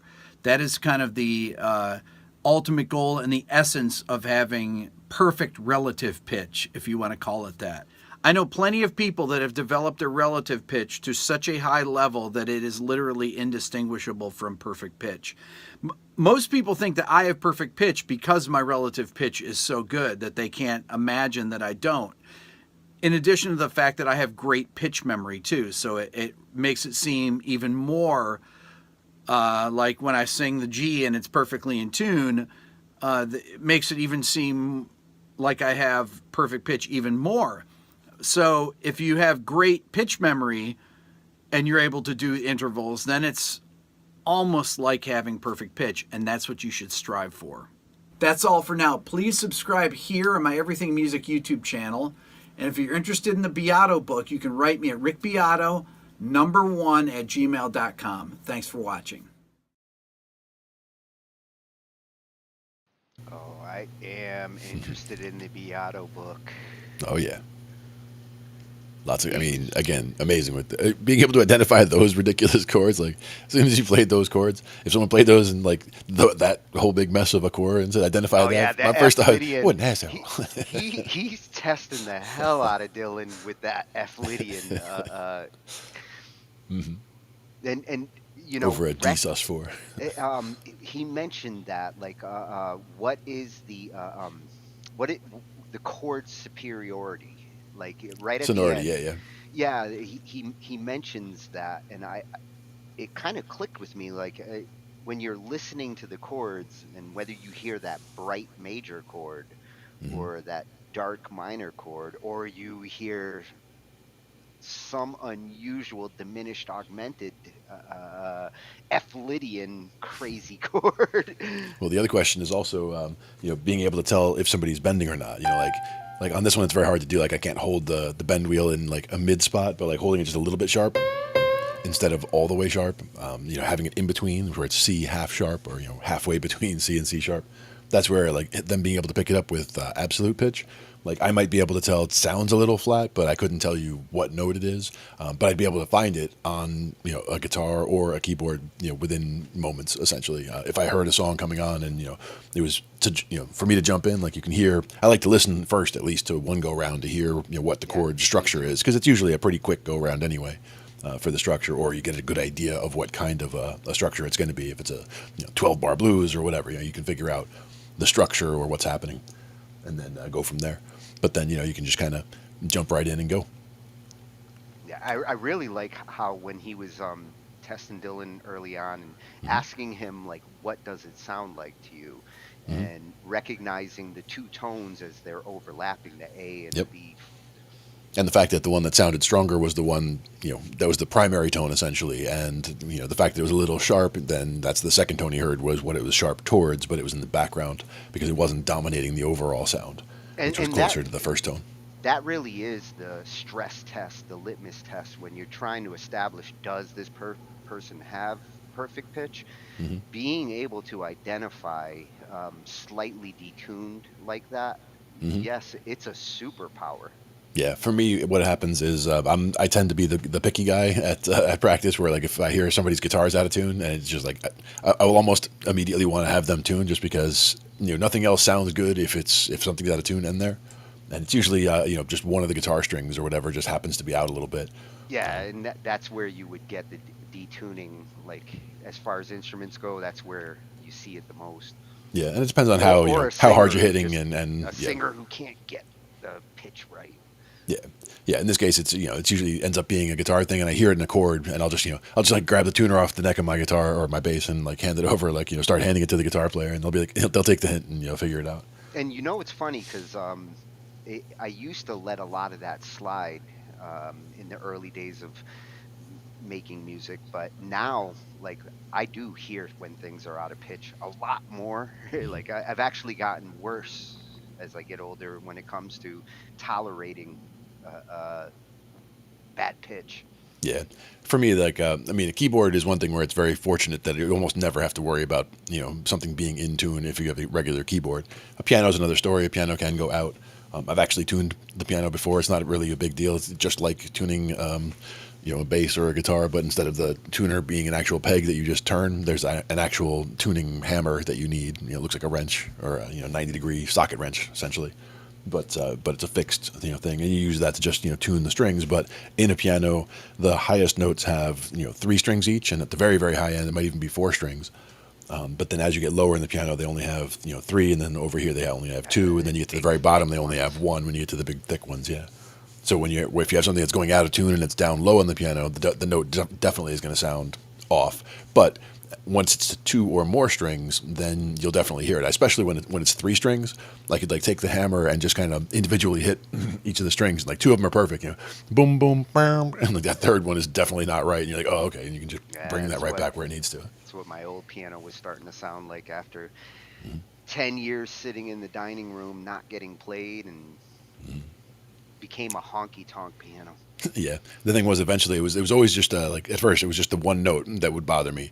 And like every time I would sit, but that one note was always in one of the first pieces I would play when I would sit down. So like one of the first things I would do is check that note, and basically I kept the tuning hammer like right on the side of the piano, just like grab it, tune it, make sure it's back and good. Okay, now we can go. Yeah, but every note was fine. I killed one of my low A's and one of my mid C's just by like overplaying them. Yeah. At one point, as a matter of fact, I remember we did pop a couple of strings in the piano. But it was a note that had 3 strings now only had 2, and a note that had 2 strings now only had 1. But in each case, like the one that was left or the 2 that were left stayed in tune, so it was never an issue at that point. No, you just hear a slight dynamic difference. Not even really. It was pretty unnoticeable, honestly.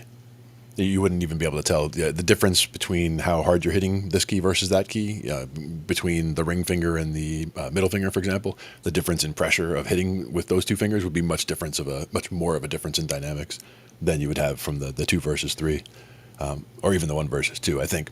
But again, it depends really. I don't think anybody would notice. But it worked out well, and being able to tune it was handy because, again, I did not like that sound when you hit the note and you can definitely hear there's something wrong on that one, and it's just a clunker. It's like if you were doing a guitar solo and everything's going perfectly, and you just hit that one wrong note, and just in your practice or whatever, it just throws the whole groove off. You're just like, ugh, like that was not where that should go. So you got to figure it out. Hey, what's up, Cracker? What's up, Uni? People hanging out in the house. Great to see you guys. Yep. We were just checking out some Rick Beato. Now, after that explanation of perfect and versus relative pitch, Mm-hmm. do you believe that an adult can learn perfect pitch later in life? Well, that's the thing is if he's defining it down that narrowly, and even one thing I wanted to point out actually was Oscar Peterson was on the list of perfect pitch there, and one thing that I'd noticed is I've seen Oscar Peterson video of him playing, and one of the things I liked was the fact that he would sing the part that he's playing, like if he was just doing a solo and just doing something, right off the cuff, improvising, just doing something, he would be trying to sing at the same time, so you get that whole phrasing where you get that you have to stop to breathe and everything else. But as he's singing it, his voice was not matching what he was singing. Like he was definitely he can't sing the note, but that was where in his definition, it was either being able to sing it or reproduce it. In this case, or to identify it or reproduce it. I believe Oscar Peterson could identify it, but reproducing it vocally, I would question that because I don't think he could sing perfect pitch. Well, and as Rick was saying, the benefits of relative pitch versus perfect pitch, and being able to do both. When Peterson's singing, he's practicing relative pitch techniques there. A lot of ways in it's also just the breathing. Somebody could have perfect pitch and still sing off key. Yeah. And in this case, it's more. I understand that what he's doing for the singing, he's not even singing into the microphone, like trying to sing. He's just singing, and singing the phrasing that he's playing, and it's just partially to influence the way your phrasing goes. You're just kind of getting the sound out, but it doesn't have to be singing in tune. But again, like when they were filming him playing, and they got so close with the camera that rather than just being dominated by the piano, it was also his voice was getting mixed in pretty heavily. And it struck me that it was not exactly where I expected it would be. But it's not easy to play like he does, for sure. And to try to sing and play at the same time. I play accidentally. Sing and play at the same time, very tricky. But Oscar Peterson is awesome, for sure. Didn't want to I'm not trying to detract anything from there, but it was just the fact that I saw him on the list, and I saw the way their definition mentioned the whole reproducing a note perfectly. I thought it was funny seeing Rick's face when he said, even Stravinsky have perfect pitch, which if I Stravinsky to me is like a 20th century composing idol, but not surprised that he might not have had perfect pitch, because if you listen to the Rite of Spring, he was literally forcing pitches that some people would say was horrendous. It caused riots on its opening night. Yeah, and that's the thing is, some people take artistic freedom, to a point where they say, "Oh, screw the rules. I'm gonna do whatever I want." Rules say you can't use this note or that note, and I say, "Oh, I'm gonna." So. and he certainly tested where sound could go and what would have been considered like unpleasant sounds. He put it in a ballet. Like that's the last place you'd expect to hear like horror sounds. Yeah. Innovative. A 2-string guitar and a 1-string bass. I remember having a 1-string guitar at one point, and actually at the moment I have somewhere around here is a 5-string guitar, but it's because it's missing one of the saddles. It's also missing all the electronics. It's an electronic guitar with nothing in it, so it's just an empty cavity. But the neck doesn't have the smoothest of frets, so I wouldn't worry too much about redoing it. It's just kind of a spare clunker guitar that I could throw some strings on and play partly if I needed to. But I have several around. I do collect a lot of guitars for a guy who doesn't play guitar on stage. Developing relative, for me the relative pitch was a more recent thing. Like I never would have, if you threw an instrument in my hand, whether it was keys or guitar or bass, many years ago, and asked me, here's a song, we're going to start playing it and just jump in. Like, I wouldn't have had any idea of how to on any of the instruments. Which is so funny because now you do it like without thinking. Yeah, now it just feels like, it's like, oh, that's this, and then, oh, it's going to go here, and then, oh, I bet they're going to go, yep, there it is, and, it goes there. A lot of times, by the time he even gets around to where it's going, I already figure out what they're doing and get there first, because there's so many progressions that are so common because they sound so good. Yeah, and good music predictability is probably as useful as relative pitch. The better you get at predicting where your fellow bandmates are going to go, the easier the jam becomes. Yeah, and knowing, like, if you're doing this kind of a jam, you're doing a 1-5-6-4 jam. What are you going to do when it gets to the chorus? Like, if we're going to have a chorus, it's going to be back and forth just between two chords. Which chords would they be? Like, you got to pick what you're going to do. Like, oh, go to the 4, and then something else from there. Like, you just you figure out what feels right. And sometimes you try something and you go, oh, not that. Are you going to take the Grateful Dead arrangement approach, or are you going to take the Rush arrangement approach? Or you can do the jam band thing and just kick all the way back and just say, oh, just keep it as one funk jam in E or whatever. Or going back and forth between B minor and A. Yeah, one I've done. Yep. A lot of different options there. So we're going to take a look and see, can an adult develop perfect pitch, and see what Rick thinks about this. This one really had me curious because I had this argument the other night. Nice. So we're going to see what Rick says about it. About a year ago, one of my first videos I ever released was called How to Develop Perfect Pitch. And in this video, I described that adults can't learn perfect pitch, only babies can. Now, this really infuriated adults, a lot of them. As a matter of fact, I get messages every single day telling me that I'm wrong. Let me read you some. Great video. However, I don't buy the idea that it's impossible to develop perfect pitch as an adult. I agree that it would be a lot easier to learn during the early phases of life, which are crucial to learning a language. However, I've spoken to a few musicians and sound engineers with perfect pitch who claim to have developed the skill as an adult. With my own practice, I've managed to get to the point that I can accurately recall an F sharp. That may seem like a very small achievement, but it shows me the definite possibility to develop a skill of perfect pitch. Memorizing an F sharp and having perfect pitch are two very different things. Real perfect pitch works like this. Fast as you can.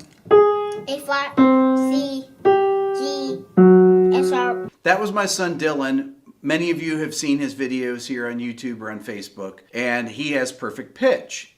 It's an instantaneous thing. There is no referencing another note. It's associative memory that as soon as that note is played, A, B flat, F sharp. It brings it to mind. Just like a color to someone that knows their colors. If they see red, they can say red instantly. Here's one from Joey. I've acquired perfect pitch as an adult. It's not impossible. The secret is hypnosis. Joey, if it's a secret, why did you just tell everyone? This is from Craig. I disagree that adults can't develop perfect pitch. That would be similar to saying an adult English speaker could never learn to fully understand or speak Mandarin without a scaled understanding or accent respectively. Craig, I have about 20 friends that speak other languages fluently with no accent, and none of them have developed perfect pitch. Craig continues. You should be mindful of the times you utter, "It is not possible," and consider what that does to the pace of reaching the impossible for yourself as well as those who your message reaches. Something may be extremely difficult, and perhaps you as well as the students you taught were unable to accomplish this, but exactly how hard did they focus specifically on learning perfect pitch?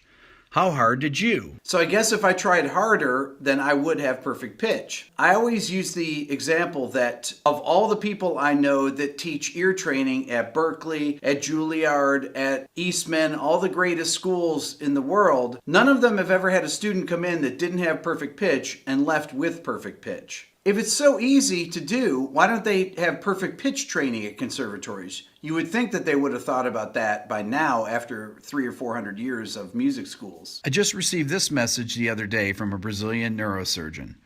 Hello, Rick. I'm a Brazilian neurosurgeon and I play the piano. I've seen your video about perfect pitch on YouTube. In the same way that you do, I love music and I also love cognitive science. I want to tell you for sure you are wrong about the impossibility of an adult person learning perfect pitch. It is possible and I did it.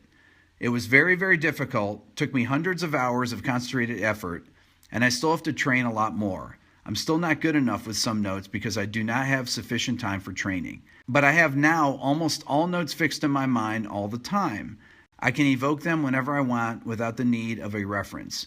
So after reaching this point, believe me, that was really difficult to learn. I'm now quite convinced it's just a matter of time, technique, and effort. Normally when I get these emails, I just ignore them. But this one, because he was a neuroscientist and telling me that he's right, I figured, okay, I'll respond to it. And my response was, let's get on Skype together and I'll play the notes for you and test you for perfect pitch. I wasn't trying to be snarky or condescending. I was just making a point that a neuroscientist ought to know better. If he's really, truly a neuroscientist, he should know that adults cannot develop perfect pitch. To which he responded, "Hee, I understand what you mean. I can't do it instantly. Neither without fails. But I can do it and I am getting better. Okay, it's not extremely fast and I still fail much more than I would like. Anyway, I understand that this ability that I'm training is not the same degree of what you call perfect pitch." Before we go on, let's define absolute or perfect pitch. Absolute pitch, widely referred to as perfect pitch, is a rare auditory phenomenon characterized by the ability of a person to identify or recreate a given musical note without the benefit of a reference tone. Absolute pitch can be demonstrated by note naming, auditory imagery, or sensory motor responses. For example, someone that possesses perfect pitch or absolute pitch can accurately reproduce a heard note on their musical instrument without hunting for the correct pitch. Researchers estimate the occurrence of absolute pitch to be 1 in 10,000 people. Perfect pitch implies some or all of the following abilities: identify the name of individual pitches played on various instruments, A, F, A flat, E. name the key of a given piece of tonal music, B flat lady. can you sing the notes? B flat, A flat, F, G, B flat, E flat, A flat. Reproduce a piece of tonal music in the correct key days after hearing it. D, F sharp, A, D flat, F, A flat, C flat. Identify and name all the notes of a given chord or other tonal cluster. I want you to name and sing these notes. F, C, E flat, F, A flat, B flat, D. That's correct. Accurately sing a named pitch. Sure. E, but B flat. Or name the pitches of common everyday sounds such as car horns, bird sounds, and alarms. Okay, so why can babies learn perfect pitch? Well, they don't actually learn it, they retain it. You see, every baby is born with the ability to hear the sounds of all languages spoken on Earth. There are 6,500 languages that are spoken on Earth. Out of those languages, there are 2,000 phonetic units, phonemes they're called. These phonetic units are the sounds that make up syllables. In the English, ba, ma, ta. Babies can hear the sounds of all the phonemes of all the languages spoken on Earth. So that's 2,000 phonemes out of the 6,500 languages. In English, we only use 44 phonemes. By the time a baby hits around 9 months of age, they begin to lose the ability to hear all of these sounds and can only hear the sounds of the language that are spoken in their household. If there are 5 languages spoken, they will be able to hear the sounds of all 5 of those languages. When a parent interacts with a baby, the baby begins taking statistical analysis on the sounds they are hearing. They're little sponges that soak up language. So they start breaking apart these phonetic units and they start to learn language. They don't know any of the rules, they're just listening to the sounds. They're looking for patterns of repetition and sequences in sound. This is how babies learn their native language. When you learn it as an adult, it's called a foreign language. Babies do the same thing with music. They take statistical analysis on the sounds they are hearing.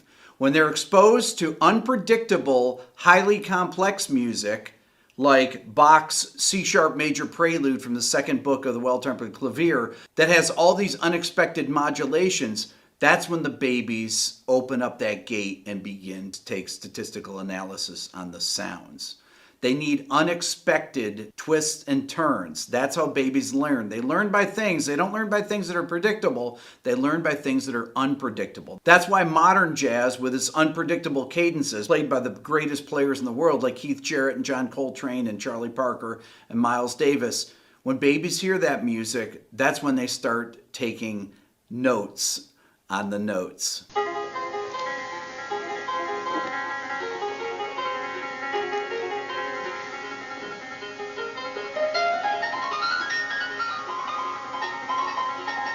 They begin to hear these 12 associated pitches that we use in Western music. Those notes start to gain in importance over the sounds that they're hearing in nature that are unpitched or that are out of tune with those pitched notes. So they begin to recognize them. Think of it as there are 12 pitch buckets. And as these pitch buckets start to get filled with these pitches, each of these pitches start to stand out from one another. The babies will then begin to recognize the notes by their pitch color.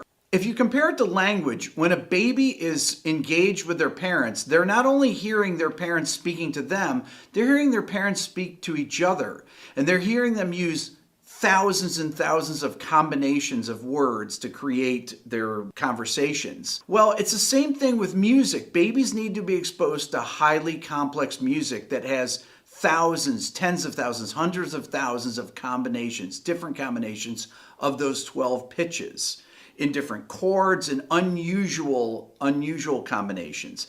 If you play a baby songs that have the same 4 chords and they have the same simple synthesizer melodies or pop melodies, it's like learning a language with 4 words. They just can't do it.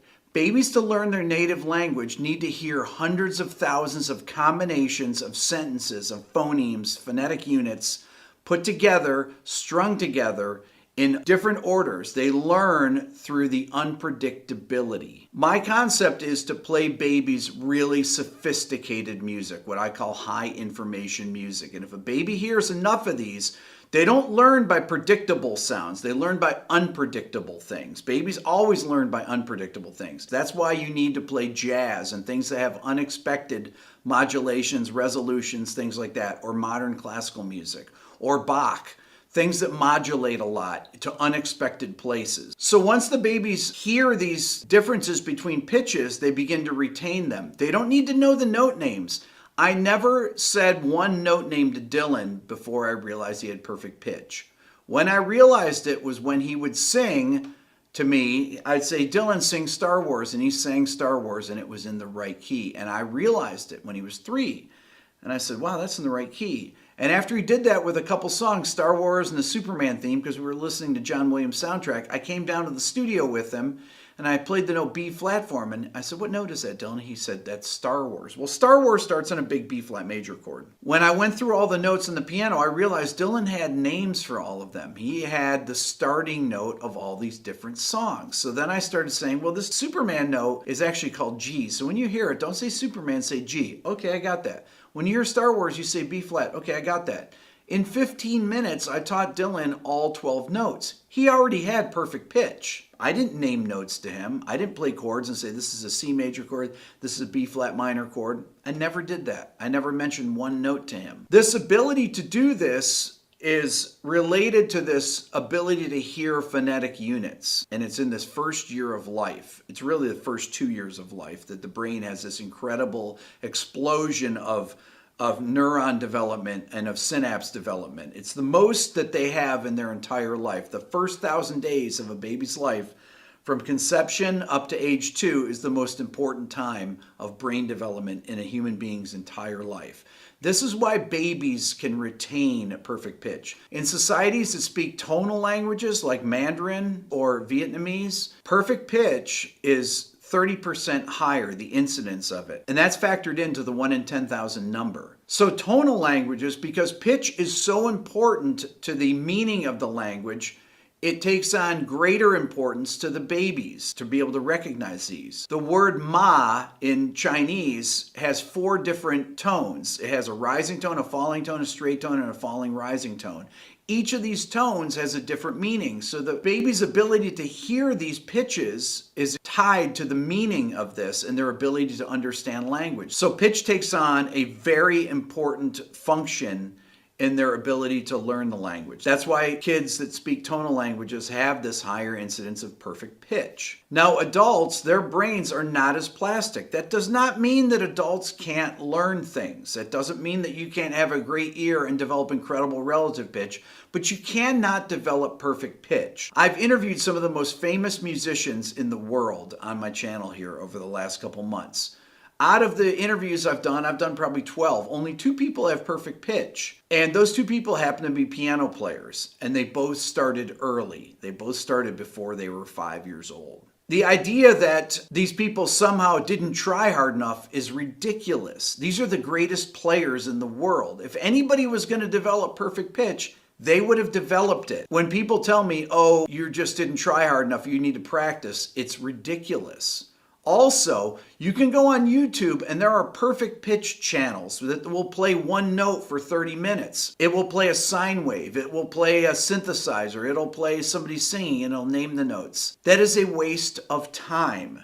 You would be much better off working on your relative pitch and working on solfege because you can get it as fast as perfect pitch if you can become really good at relative pitch. But you will never develop perfect pitch. This is a 2013 study that says Valproate reopens critical period learning of absolute pitch. This study talks about Valproate, which is a very powerful anti-seizure medicine. They discovered that its use reopened the plasticity of the brain in adults and it made it possible for them to develop perfect pitch. Well, right in the article, it states there's a critical window for developing perfect pitch. The principles of a critical period phenomenon and neuroplasticity are increasingly well understood both at the behavioral, experiential, and the molecular cellular level. It goes on to say, the age of onset of musical training has been shown to predict absolute pitch acquisition, indicating the presence of a critical period. Absolute pitch is most typically seen in individuals who started musical training before 6 years of age. Indeed, the distribution of the age of the first formal music training in a large number of individuals with absolute pitch can be modeled with a gamma function with a mode of 4 to 6 years. Training that begins after the age of 9 rarely leads to absolute pitch, and there are no known cases of an adult successfully acquiring it. Dylan developed it before he had any musical training, and the reason is because it's actually developed before you have musical training. The musical training is what locks in the note naming part of it. The thing that people don't realize is that these kids that take early music lessons take them usually because their parents are really involved in music, and the note naming happens early on when they already have perfect pitch. So do you think that this plus this equals this, or that you're going to sit down and do this?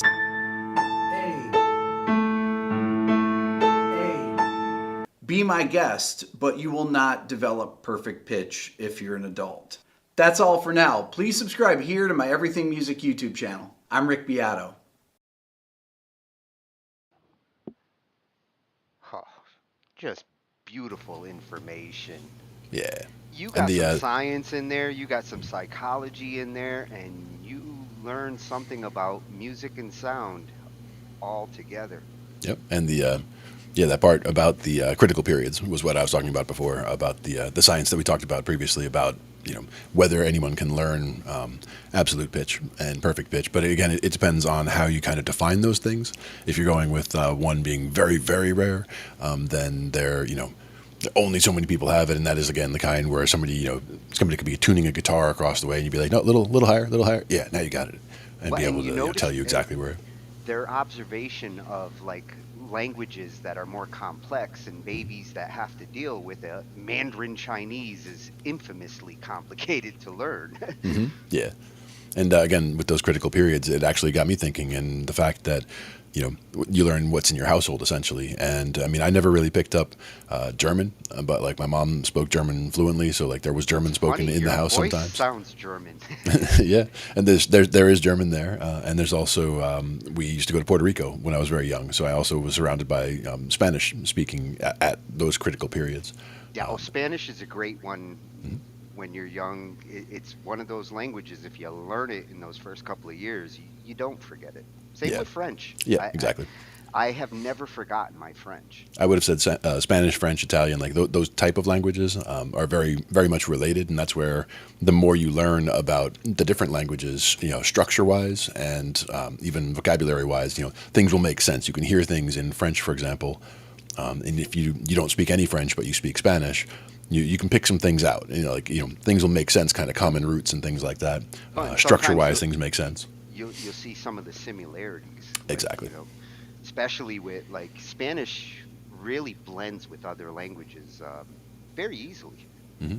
I think it's common roots that they all came from. So they've all branched off and done their own things, but they all started essentially in the same area.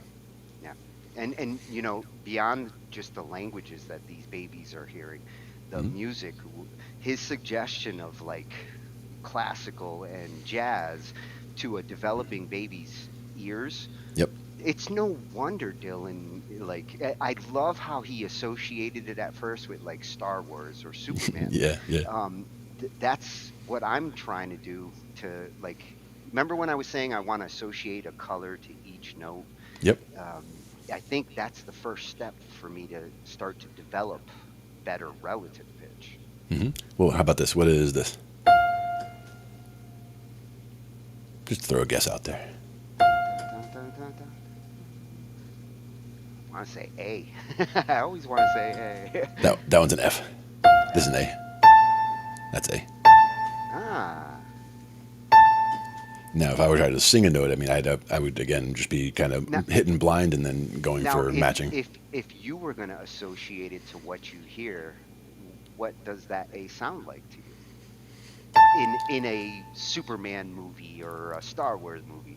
To me, I try to go back to Do a Deer and not even singing the whole song, but just thinking about Do, Re, Mi, Fa, Sol, La, Ti, Do, and then just kind of get that C, or even that one. If you can make that, or even for me down here. See, now I can match it. I can't recognize it. Right, but if you get that in your head, and then from there, can you do the Do, Re, Mi, Fa, Sol? Because then you kind of think about each one when you get there. You're thinking about that as you go along, and like if you can sing that to yourself, then that gets you to where if you can get yourself locked in, if you can say, "Hey, give me a C," and somebody gives you that, and you can just kind of get that note, and then go from there and do the whole thing. You could probably sing the whole, and then they'll start feeling right. When you get the Do, Re, Mi, Fa, So, you'll think about So. Yeah, and the more that you can get the relative steps, the more you can relate the steps, Do, Re, Mi, Fa, Sol, La, Ti, Do. Those steps are where people who are trying to strive for perfect pitch, that's what they have to perfect. Like if you can identify one note, then you can identify all the notes around it. Yep, and intervals are important, as he was talking about too. Breaking chords apart, like if it was a big complex chord that he's hitting, they're breaking it down into a triad here or a triad there. So being able to hear, like that's a sixth, that's a C and an A. But if we played it the other way with the A at the bottom, they're much closer together. Yeah, same two notes, but watching Dylan identify chords, especially 4-part chords. Yeah, well, in some cases six note chords. Crazy, scary power there. Yeah, he's doing a triad in the right and a triad in the left, or even maybe 4 notes in the right. I don't even know. Depends how he had them, how he was voicing them. But yeah, just being able to pick all that out, I was like, wow, and confidently, like, oh, this note, that note, this note, that note. Can you sing them? Yeah, sure. It's like, wow, that's crazy. You couldn't have asked for like a better skill for a kid, and a father like that. Like he must just be glowing when he sees the like musical skill that this kid has, and this kid's embracing it. He's not like, I don't want to do that. And I think he's doing a good job of also documenting it in an important way. Like whether it's the blind, just here, I'm gonna hit these notes, and you just tell me what they are, and they can always go back and make sure that I'm sure he does, because it doesn't. You don't need to, but you can tell that he's got it. He's taking the like scientific approach, like to prove that you have this. We need to do this. We need to do this. We need to do this. And if you can do these things, you do have it. Yep. And that was the other thing in that same critical period. Like when I was growing up, my dad being a person who played a lot of piano, he played, again, a lot of Chopin and a lot of complex stuff, but we also would listen to a lot of usually just piano music, like not full orchestral, not a lot of that, not opera, things like that, but more just, one person at a piano playing songs that are classical songs. But the complexity of it and being introduced to all of that, I think, had a very big impact on me musically. Just in terms of, again, in that critical period of, from when I was born, basically the day I was born, my dad would play all the time. So I was exposed to music throughout my childhood, and Well, I took piano lessons for many years. Piano and like acoustic guitar music is always great, like background music. It's the kind of music you can work to, you can concentrate on something and still be listening to it in the background. It's not that kind of music where you have to actually give it all your focus. It's good, relaxing music. Yeah. And that's the thing, that is one thing I found. And even Mozart, people talk about Mozart being that high information music that he was talking about there as a good example of music too. Play that while the baby's in the womb. They do hear it. Well, even from just throughout, just exposure to it. Like they don't even have to be playing it, but if it's just playing somewhere and their brains are being exposed to it, is what they're talking about. If if it's being played, that's the other thing. Is if your piano in the house is out of tune and someone's playing it on the piano that is out of tune, that's not going to help fill the right buckets, like they were saying for perfect pitch. So you could get the wrong perfect pitch. That kid might disassociate sound because of the instrument being off. Mm-hmm. Or they might just think that everything else in the world that they hear, that's too sharp, that's too sharp. And it turns out that that's actually right, and they're just accustomed, their perfect pitch is just a little flat because the instrument that they learned on or heard the most out of was flat. So it's important to keep instruments in tune for doing that stuff. I wouldn't be surprised if the counter argument for why you don't want perfect pitch has to do with, like, if you were exposed to a bad instrument at those critical times, and your perfect pitch actually gets in the way of like how you're associating the instrument. Yep. And I can see it where, just if somebody is playing a solo and they hit a wrong note in there that's a real clunker, I mean, it really does have a jarring effect. It does, kind of stop a song in a track sometimes, but it doesn't have to. You can just play through it, motor through, and, Victor Wooten talks about turning a bad note into a good note by repeating it, working your way into it from below or from above, and that's good really improv. Making that work. Yeah. When you can do that, that's good improv in music. And fixing a bad note. Yeah, and a bad note isn't necessarily bad. It just usually means that it generated tension. And music is also about tension and release, not just about scales and chords. So there's a lot of interplay there, and playing with that more, and bands that do play with that a lot are the ones that can really take a song and stretch it, because they can build up the intensity, build up everything, and then have it come crashing back down, and then build it back up again, and then have it come crashing down again. It's kind of like waves, not like elbowing the keyboard, but more like waves. I wish I could play with my elbows. Yeah, I should do some kind of space synth sounds for that though, rather than just the piano. Brightness, no. Atmosphere, I always it's got that nice little that background kind of. But. Well, that counter argument to, like, whether you want perfect pitch, I can't imagine why I wouldn't want it. Mm-hmm. But Adam Neely, one that we've looked at actually in other videos, we've looked above. But we're gonna peek at Adam's counter argument to perfect pitch and his impressions of how it can get in the way. Yep. And again, to me, that's one of the first things I was thinking about is if it happens to get tuned, let's say, at the wrong frequency, by hearing things that are out of tune all the time. Somebody just picks up a guitar and starts wailing on it because they know, I know where the notes are, so I'm just playing through it, even though they don't bother to tune the guitar when they sat down. To me, that's a problem, because you'll hear, if it is out of tune and somebody starts playing chords, it'll just, it immediately strikes me, and it immediately bothers me. I can see how it would get in the way, especially when you're jamming with a bunch of people, in a room, and uncontrolled. If people don't tune properly, I had a rhythm guitarist who, for some reason, could never tune properly to the lead. Yeah, some of it comes down to I mean, if everybody has their own tuner and they just diligently keep them. If you're going to play 440, play 440. If you're going to play 432, play 432, but stay matched. A lot of Well, times, see, what it comes down that to was is the there a problem. keyboard and which one is it in? He thought he could just tune it manually by ear, listening. Okay, give me an E, and then he'd do his guitar. And Yeah. it, And a lot of times you can. I mean, it's there's something to be said for that. If you can do it quickly enough, you can just bloop, bloop, bloop, bloop, bloop, get them all tuned up real quick. Now you're good to go. You don't want to have to do that in between every song. The other thing is Yeah. a lot of people, they don't actually stretch the strings. That's another tip that really helps me on the bass.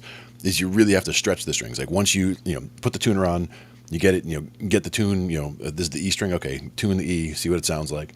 Then stretch it, like bend the note that would be the 5th fret and bend it so that now it sounds like it would have been the 7th fret. So you're bending it a whole step up, and then check it again, because a lot of times now it's gone a little bit flat because you just bent it out by bending that string. So you can do that a couple times. The repeating of that process gets it so that even if you do a little bit of bending or play a little bit harder on the strings, they should stay in tune longer because you put that little stretch in there. If you don't do that stretching, whether you're pulling the string out a little bit or just bending it as if you're bending a note, either way, you're just trying to gently put a little tension on it so that you're making sure that it really is locked in and tuned at that thing. So you take that little extra time and it can stay tuned much better throughout a performance. But some people also bring 7 guitars. And by the time they go through and tune all of them and then put them down, by the time they play that first song and then reach for the second guitar, guess what? You got to check again because it might have adjusted from the temperature even. Tommy only brought one, and it would always go out of tune. Like every song, he had to retune it. Yeah. Usually, if it's always going out of tune like that, I would first go with that whole we just talked about with the way that somebody's tuning and have them try that. And if it's not that, it can just be that the tuners aren't holding properly. Just bringing it in for a full setup, talking to them about it, seeing if there is something that can be done about getting it to stay in tune, or if it's even worth doing it. Because sometimes if an instrument won't stay in tune, maybe it's something in that particular a defect in that particular. In that one, not necessarily that style of guitar or bass or whatever, but that particular item. Yeah, a guitar that doesn't stay in tune is not a popular guitar. Mm-hmm. Perfect pitch, notice more mistakes, yeah. And that was one where if I made a mistake on a piano, like if I was learning a new piece or whatever, if I and you hit a clunker, like I could see if my dad was just sitting there reading the paper or whatever, you could see like, like when you hit that. When you hit that one note, it really goes right to the spine. But it's, I mean, that's that's how you learn. Like when you're practicing piano, if you're learning a new piece, you learn by sitting down and trying, and you got to learn by hitting some bad notes. So that's the other thing is don't be afraid to be like a child with how you play. Like just sit down at a piano and just hit the black note. That's where I could see a little bit of a disadvantage if your pitch sensitivity was so strong that you're afraid to like experiment and hit notes that would be considered clashy. Well, I think as people get older, that's exactly what it is. They sit there and you can tell them, oh, just play whatever. And they say, oh, well, what should I play? They don't know what would make sense. And that's where the pentatonic is a great place to start. So all the black notes on a piano. And you'll see that it feels like it wants to land either on this note, which would be the minor root, E flat, or the major root, which would be the G flat. And you feel like when you land there, that would be the one of the major chord or the one of the minor chord for that pentatonic.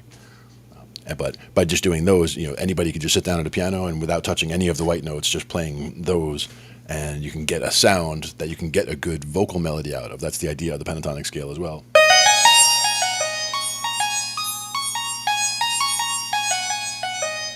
Play this in our garden while we carve little bushes. That was a sitar sound too. Is what I'd left. Oh no, that's a Mr. Miyagi kind of like sound. Karate Kid coming into the garden. Yeah. And then we go to the shamisen.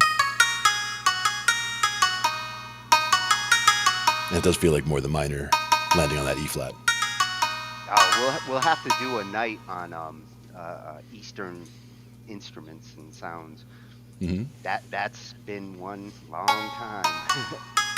They'll all look like they're flat or sharp because it says it's in C. But if I tell it that we're in, But you went with flat. Yeah, I can go to G flat major though by doing it this way. If I say it's G flat major, then all of these notes should be fine. Yeah, none of them show up as being sharp or flat because you can see on the staff that we have a couple of flats going on. more than one, right? 6 flats. Yep, 6 flats because we're all the way at the bottom of the circle of fifths. But the easy part is for the pentatonic, for the major pentatonic, it's just those first 3 notes, the 1, 2, 3, and 5 and 6. That's how you can make the major pentatonic scale. And if you're doing the minor pentatonic scale, which would be from the E flat, you'd be doing the root, the minor 3rd, 4th, 5th, and minor 7 flats up. But it just makes it so that you can, by relating everything back to those, if you're doing a pentatonic, and relating everything back to all the white notes, if you're doing a diatonic scale, you can definitely hear the difference between the pentatonic and the diatonic. Yeah, totally. But the main thing... I think I'm turning Japanese. That is something that Joey kept thinking I was doing when I would do that on the guitar, or on the bass. I was doing a Rush song. I was doing Passage to Bangkok, I think it is. I think that's the name of the song. It's a Rush song from a while ago, but it starts off with that very oriental sounding opener,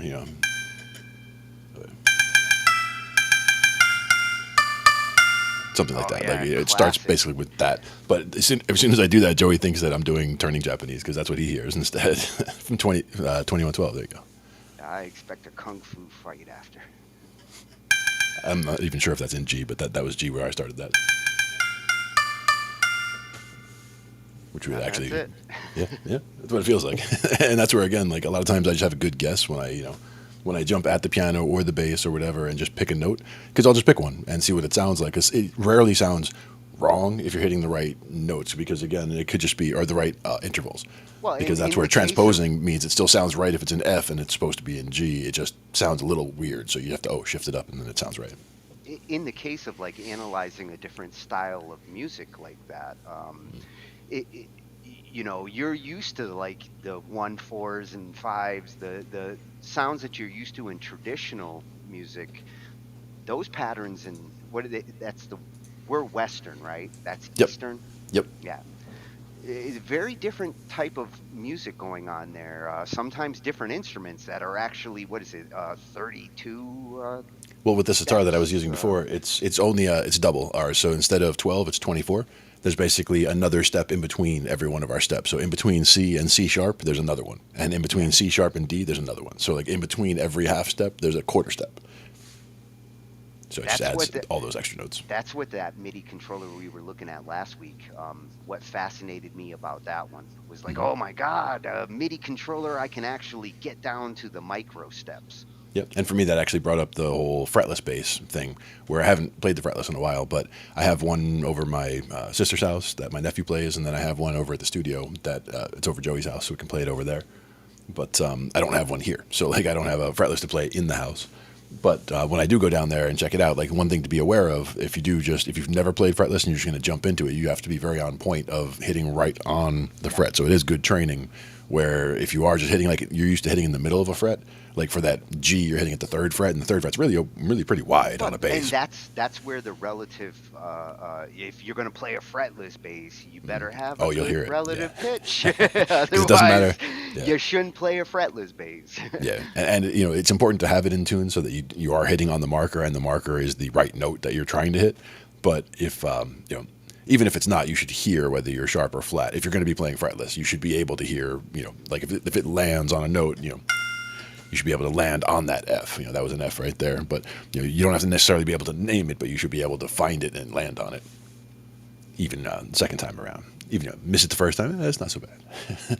But it depends. If you're just jamming with somebody, or if you're actually being paid as a band to do a gig, different story as to if you're being paid, then you should definitely have all the material memorized and know what you're doing. And you don't do anything on stage unless you know exactly what you're doing, unless you're supposed to be doing something improvisational. That's different. Have your shit together. Have your shit together is important. Not just get up there and noodle and be like, oh, what do you guys want to do next? Oh, I don't know. And just like sit there for 5 minutes figuring out. And one guy's noodling, one guy's tuning, one guy's grabbing his beer. That's me. I'm the guy who was over there grabbing the beer. That's the other reason to stay in tune. Stay in tune so that when somebody else has to do something like that, you have time to go grab another beer. Sometimes I would line them up on the back behind the bass stack, because the bass head is not quite as deep as the bass cabinet below it. Not put beer on your stacks either. Oh, I know, but I do. Because that back shelf is like just wide enough for a beer bottle, and it's like against the wall, so it's like boom, boom, boom. I can put 2 or 3 back there, so that I don't have to go run in the middle of a set to go grab another beer. Got to stay hydrated, folks. It's important. Holding that big old bass, because especially the 5-string, that's a heavy chunk. So got to make sure that eat your Wheaties that morning too. That's why we stay in shape. Yeah, absolutely. So those are both Rick Beato's. That was cool. Yeah, and we're going to look at the counter argument where some suggest like perfect pitch. Rick kind of said there's benefits to relative and perfect. I suspect what we're going to hear here is the argument that relative is actually more important. And more developable. Achievable. Yeah. Like I can't go back in time and make my parents play Mozart for me when I was little. But there's a good chance that you heard something somewhere that again, opened up that window at least a little bit. So a lot of people shouldn't, get discouraged if they, think that perfect pitch would help, go after it, try it, see about some of the things. He mentioned some that are kind of a waste of time, like, sitting there and listening to one tone for an hour or whatever isn't necessarily going to do it. But I'm like Rick, I'm happy to understand what it is and it's worth achieving. I see these videos where they say, 1,000 hours of training time and you will get perfect pitch. Well, I put 1,000 hours into music time without blinking, but doing the same pitch training, because I looked at a couple of them, is like you're forcing your ears for like an hour to listen to something, and I don't have an hour to listen to a C. Yeah. And a lot of people, they would just put it in the background somewhere and just have it, doing while they're doing other stuff, watching videos or whatever. That could get annoying, though, if there's other music happening and that happens to be a bad If tone. I had 8 hours to do something and I just threw that on in the background and I happened to be learning perfect pitch while I was, working, sure, I'd train. Yeah. But again, it has to do with also just, if you're listening to music and the music that you're listening to, if it is all A440, as we talked about a minute ago, that's the other thing, is filling up those right buckets for perfect pitch, for being absolute pitch, I should say. Finding that, that A440 and knowing whether it's sharp or flat. That's, if you're trying to train that, then, you need that exposure window at the beginning, but the training could help where you're just trying to focus on identifying intervals and whether it's by associating songs or what have you. Like a lot of times I'll hear a note and it'll just like, maybe that sounds like the beginning of a song. Like that's a really high note, but you know what's funny? My pitch recognition, I think, got better when I started tuning to 432. When I started tuning to 432, like I felt like I could hear the natural resonance of certain instruments in my keyboard, and that's when like I started getting a little fussier about pitch, and especially when I was going back to 440. Like I really do like 432 generally better as a tuning for almost everything. I think with my tuner, I can select which. It's an old tuner. It's just green and red. But when you go for you can go 440, you can go sharp or flat 20 cents. So you can go from 430 up to, or from 420.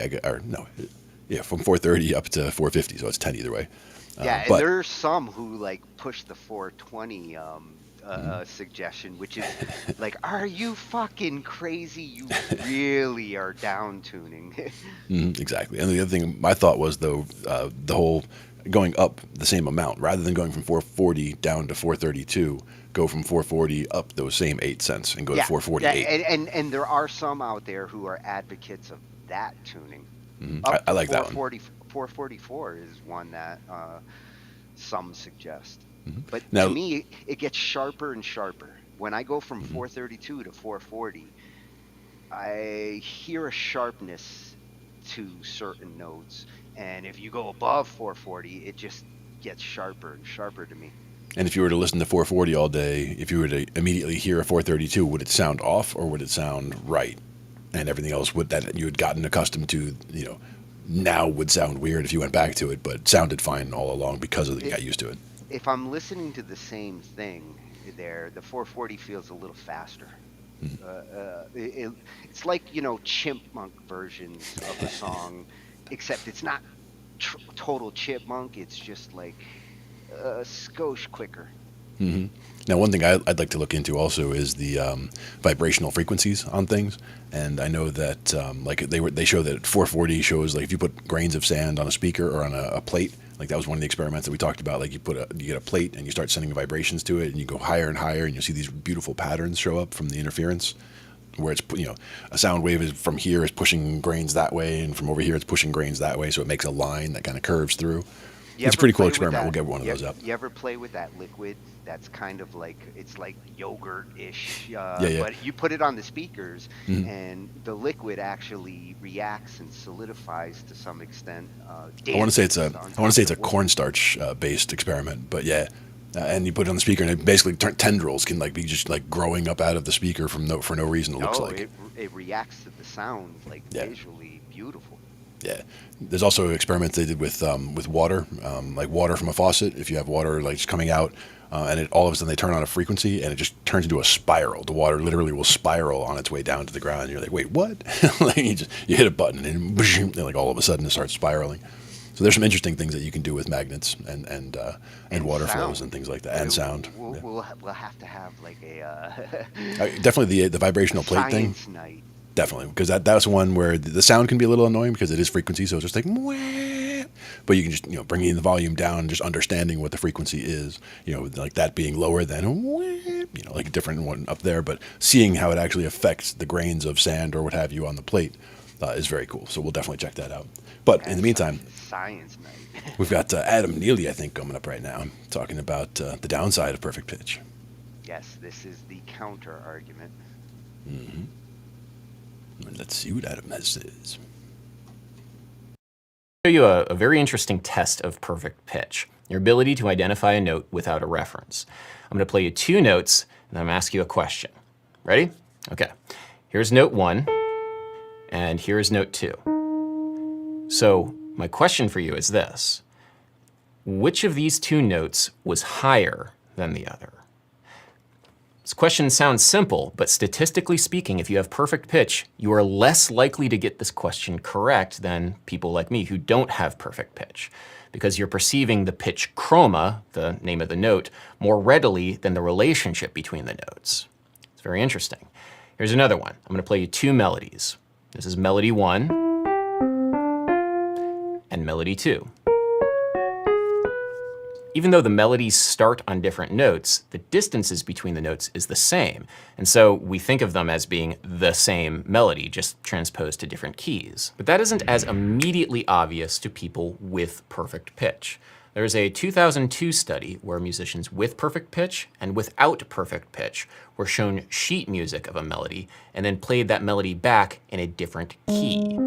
They were then asked if the sheet music was the same melody as what they were hearing. Is this the same melody? And if it isn't the same melody, where does the melody change? Musicians with perfect pitch fared worse at perceiving the transpositional identity of the same melody than musicians without perfect pitch.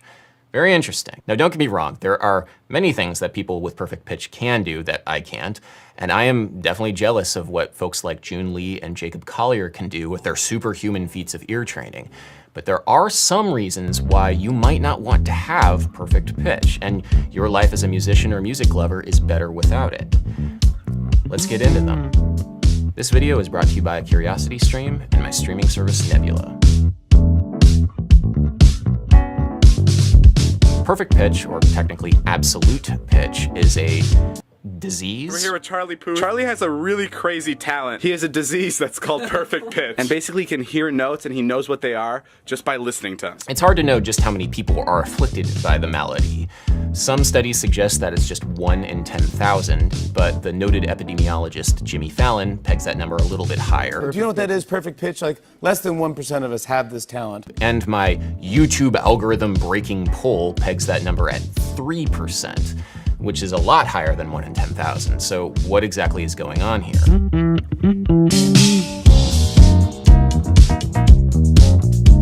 Pitch perception exists kind of on a gradient from I have no idea what's going on to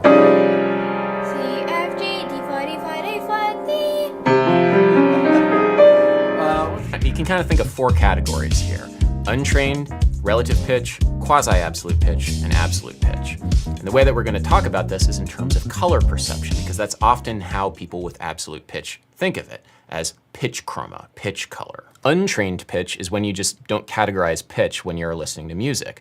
It's like seeing the world in black and white. You might have a very deep relationship to the objects in the scene. The apple tastes just as fine to you, but you aren't perceiving the pitch. Absolute pitch is like seeing the world in color. You don't have to think about whether or not the apple is red. It's just red. The plant is green. The note is F sharp. With true absolute pitch, there is no thought process and no reference. The current scientific thinking suggests that the encoding occurs very early on in auditory perception. People who speak tonal languages, like Mandarin, where the pitch contour is very important in communicating information, are more likely to develop absolute pitch than people who don't natively speak tonal languages, as well as people who start their musical training very early on in life. A full 74% of native Mandarin speakers who had their musical training start before age 5 had developed absolute pitch in one study, way more than that 1 in 10,000 number cited earlier. Now, I know this is controversial, but it's generally understood that you cannot learn perfect pitch as an adult. It is something that is learned in early childhood, and there's really nothing that you can do about it. But you can learn something which is almost as good, and that is called quasi-perfect pitch. Quasi-absolute pitch is kind of like looking at this grayscale image and seeing the apple and then remembering, oh yeah, apples are red, and then seeing color. It's not as immediate, it's based on a memory, but you can use that memory to your advantage. There's a couple of ways that this works. The first way is what's called true pitch, or instrument-specific absolute pitch. It's when you are so familiar with the timbre of a specific note on a specific instrument because you've played it over and over again. It's why many guitarists just know what the sound of the open E string of a guitar is. That's the open E string. Woodwind players, especially in my experience, clarinet players often have this because there's such a unique tone color to every note on the instrument, and they become very familiar with those unique tone colors as they relate to pitch. This all adds up to the thought process of, hey, that's an apple, and apples are red. There's also something called heightened tonal memory, which affects both musicians and non-musicians. Sometimes it's called the Levitin effect, where you've heard a song so often before that you can always reproduce that song in the correct key. Honestly, you know what I go to? I go to a couple things. I go to Green Dolphin Street, for one, so I always know where I always know where E flat is. I go to the So What bass line, so I always know where D. That's a good one. Yeah, that's a real good one. And I go to an F blues. Interesting, okay. Some people might think I have perfect pitch if I'm quick enough at picking out those anchor points using relative pitch to figure out whatever the note you just played was. But that's not what's happening. It's actually just, I'm just bouncing it off of a memory that I have as like an anchor, and then using relative pitch to figure it out. Like for me, unfortunately, the song that the Levitin effect is most lodged in my brain is the last chorus to Don't Stop Believing by Journey. That's an E, by the way, that truck, because the last chorus of Don't Stop Believing goes, don't stop, which is an A and G sharp, and then that's down to an E. I'm not even gonna check. But I don't have perfect pitch, I just have that tonal memory so deep in my brain because of cover gigs. Relative pitch is the final category, and it's probably the most useful for musicians. It's what we're trained in. It's the ability to identify notes and scales and chords and melodies and intervals and the relationships between them. So if you played this for a trained musician, they'd probably be able to tell you, oh yes, that's a 2 minor 7, a 5/7 flat 9, and a 1 major 7. They wouldn't necessarily be able to tell you the names of the notes, but they could tell you the relationships between them, so that if you gave a reference, like you said the first chord began on the note G, they could calculate out the rest of the notes in the rest of the chords. The implications of this are kind of weird when you apply the color analogy here. It's like seeing this image in grayscale and then being told that the plant is green, therefore the apple must be red. It's like you're perceiving the wavelengths of the green and then calculating out the redness of the apple. Having relative pitch is kind of like being colorblind and then working out what colors are based on context. Color analogy breaks down a little bit here, but it's still kind of useful in understanding how other people might experience pitch.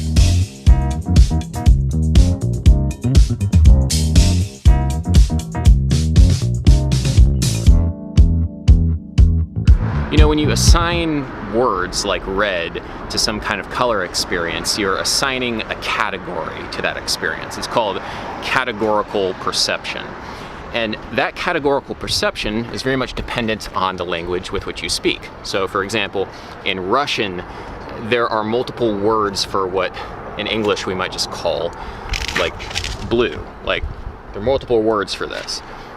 What's interesting is that studies of perfect pitch and absolute pitch have really just dealt with one kind of category, and that is 12-tone equal temperament.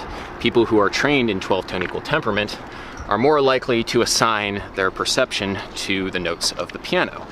I'd be really fascinated to see if that translates to different kinds of tuning systems in different cultures that didn't have 12-tone equal temperament as the default, but there haven't been any studies on that, so we shall see.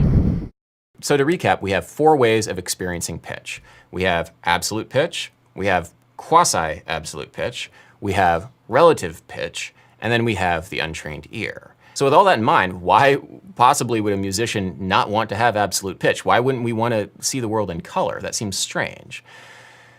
Well, I have some unfortunate news for the people with perfect pitch watching this video, and it comes from the great concert pianist, Abby Simon. If you have absolute pitch, perfect pitch, if you live long enough, you will lose it. Rick Beato did a video recently on people who lose their perfect pitch, and it seems to be that this is something that happens universally across the board after a certain age. Like, if you have it, you only have a short window to enjoy it and use it before it goes away. So your perfect pitch has shifted.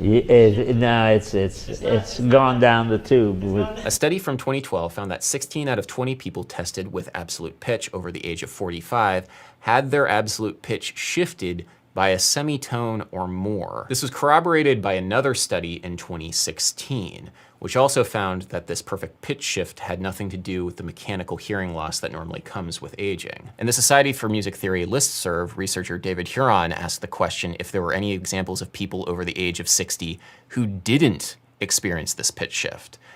None were given. The great jazz vibraphonist Gary Burton has talked frequently about his loss of perfect pitch, like on this interview from Adam Tan's YouTube channel. Well, it was interesting. It was confusing. I lost the perfect pitch in 2011. It was something I had gotten used to and kind of depended on as a sense of always kind of knowing where everything is. Suddenly discovered that, that piece of information was no longer available to me. In her master's thesis, Understanding and Dealing with the Loss of Absolute Pitch as One Ages, Mary L. Bianco catalogs correspondence with older musicians who have lost their absolute pitch. The experience was annoying, often getting in the way of my enjoyment of music. I am sad to have lost something that felt very special to me. What was occurring was truly jolting to my sense of musicality and my sense of self. Another account reads, around the time I got my first pair of reading glasses, my sense of absolute pitch started to waver. I got C's and B's mixed up, and to be honest, this was a surprisingly alarming development. A whole dimension of my existence seemed to fade away. The thing to me that's most frightening about this is not just that the perfect pitch goes away, like you're now seeing the world in black and white when you used to see it in color. Because it sounds like that's not really what's happening to people with perfect pitch as they age. Instead, it's like everybody's still seeing the world in color, but it's all wrong. It's like all of a sudden you wake up and the world looks like this, all weird and hue shifted. But the apple still is red in reality, and the entire world acts as if it's red, and you remember it being red at one point, but you just can't see it that way. It's like musical reality is trying to gaslight you into thinking that your own ears are wrong. You have to perform the feat of pretending that the apple is red day in and day out in your musical life. But to you, no matter how hard you try, it isn't.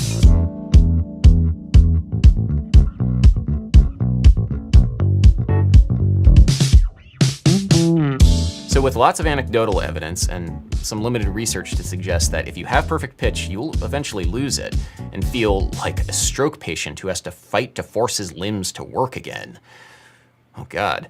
I'm not sure if I really want perfect pitch. I'm happy having relative pitch and just existing in my own black and white world, thank you very much. I talked a lot about pitch perception with fellow YouTuber and memester Charles Cornell in a recent conversation on perfect pitch. There's a channel, hilarious, super talented voice actor, ProZD. Did you ever see the video that he put out that was, I can recite every line from Peter Pan? Yep. I'll run him through. Huh, take that.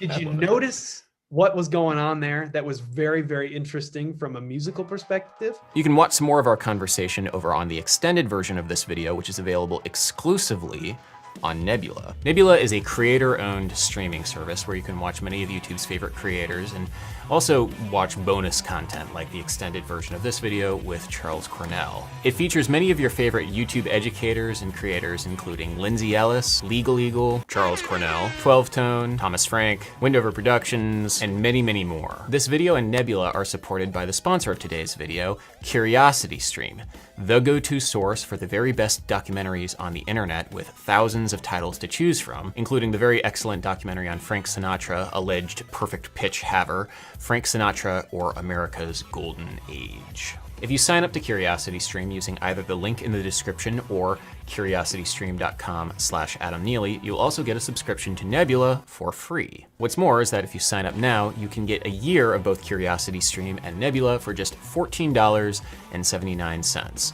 It's a 26% discount.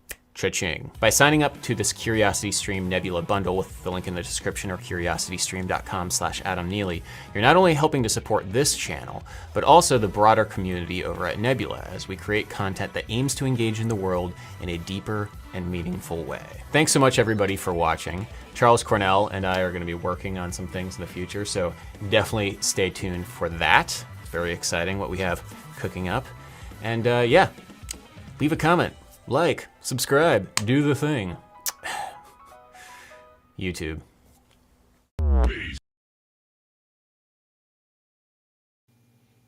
Getting some science in there too. Very cool. Oh, he's really awesome. And you know what? I've been wanting to get on CuriosityStream for a while. We talked about it, I remember. To hook up this TV, and I want to check out that Nebula. Adam, I am going to sign it up under yours, like, nice, because that was I don't want perfect pitch. Think about it, like the extreme of having the gift, and it's almost like creative senility what he was describing there. It's like Beethoven losing his ears at the end of his career, sticking his head to the piano just to make that purple apple red again. Yeah, just to hear something. Now, one thing that was funny was when he did the, you know, if I played the progression and as soon as he did the, I was like, okay, that's definitely, I'm like, that's definitely a 2-5-1 and it's definitely D. So like, I jumped right to the D and sure enough, it was a 2-5-1. It's just one of those things. I don't know, you know, I wouldn't have said, if you'd asked me what note is that, I wouldn't have said D, like, you know, I would have been like, but if the piano's in front of me, I just reached and hit the D as the first note that I hit for whatever reason. And when you are hearing the same melody in transposition, there is a weird thing that goes on there with perfect pitch. I could see that sometimes being to their detriment. Yeah. Yep.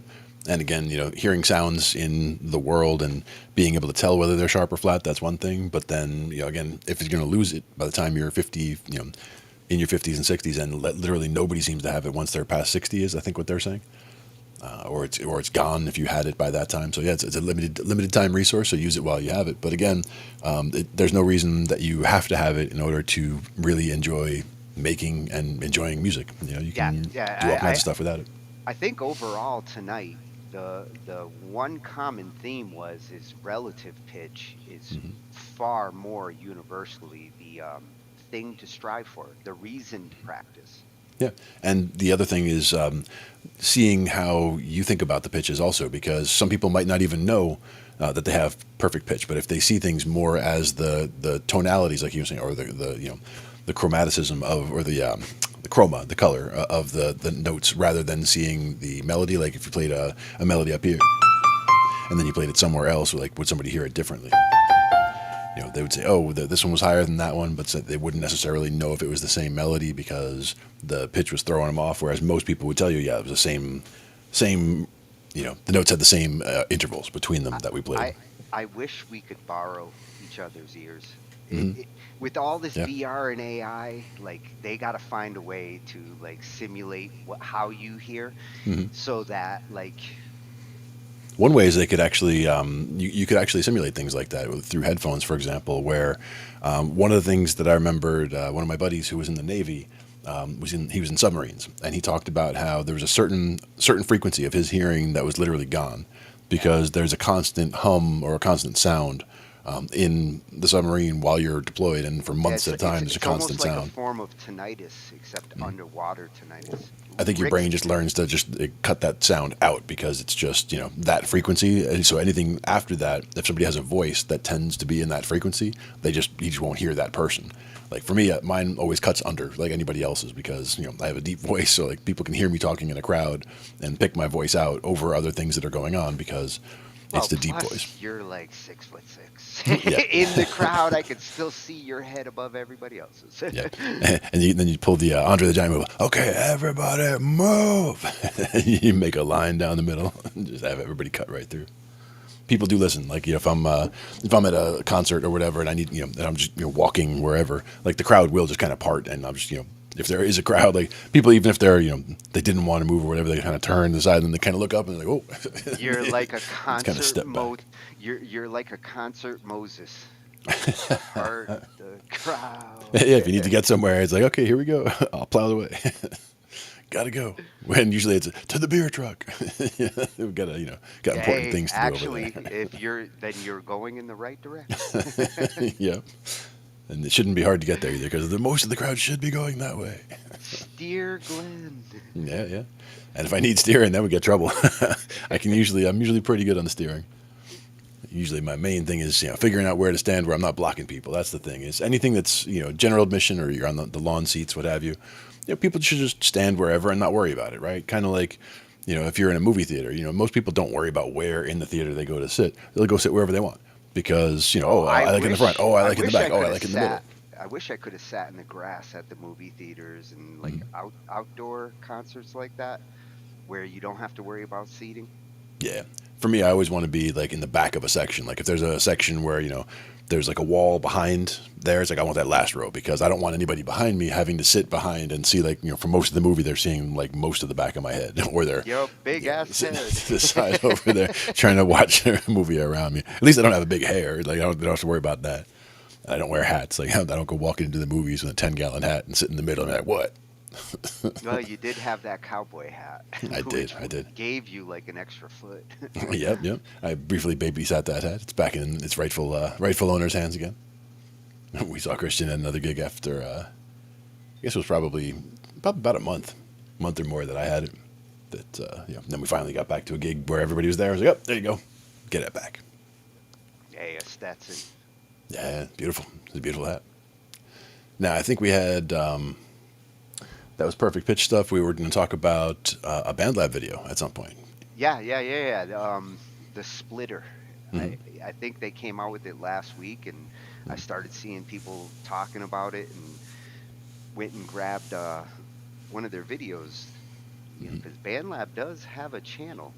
For those of you who might not visit it, but they do make some good videos about like their tools. I would highly recommend checking it out. Nice. And basically, this is a nice, easy way.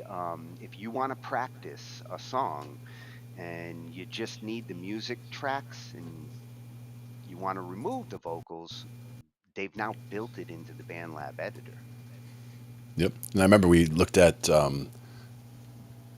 some third-party utilities to look at it at one point in order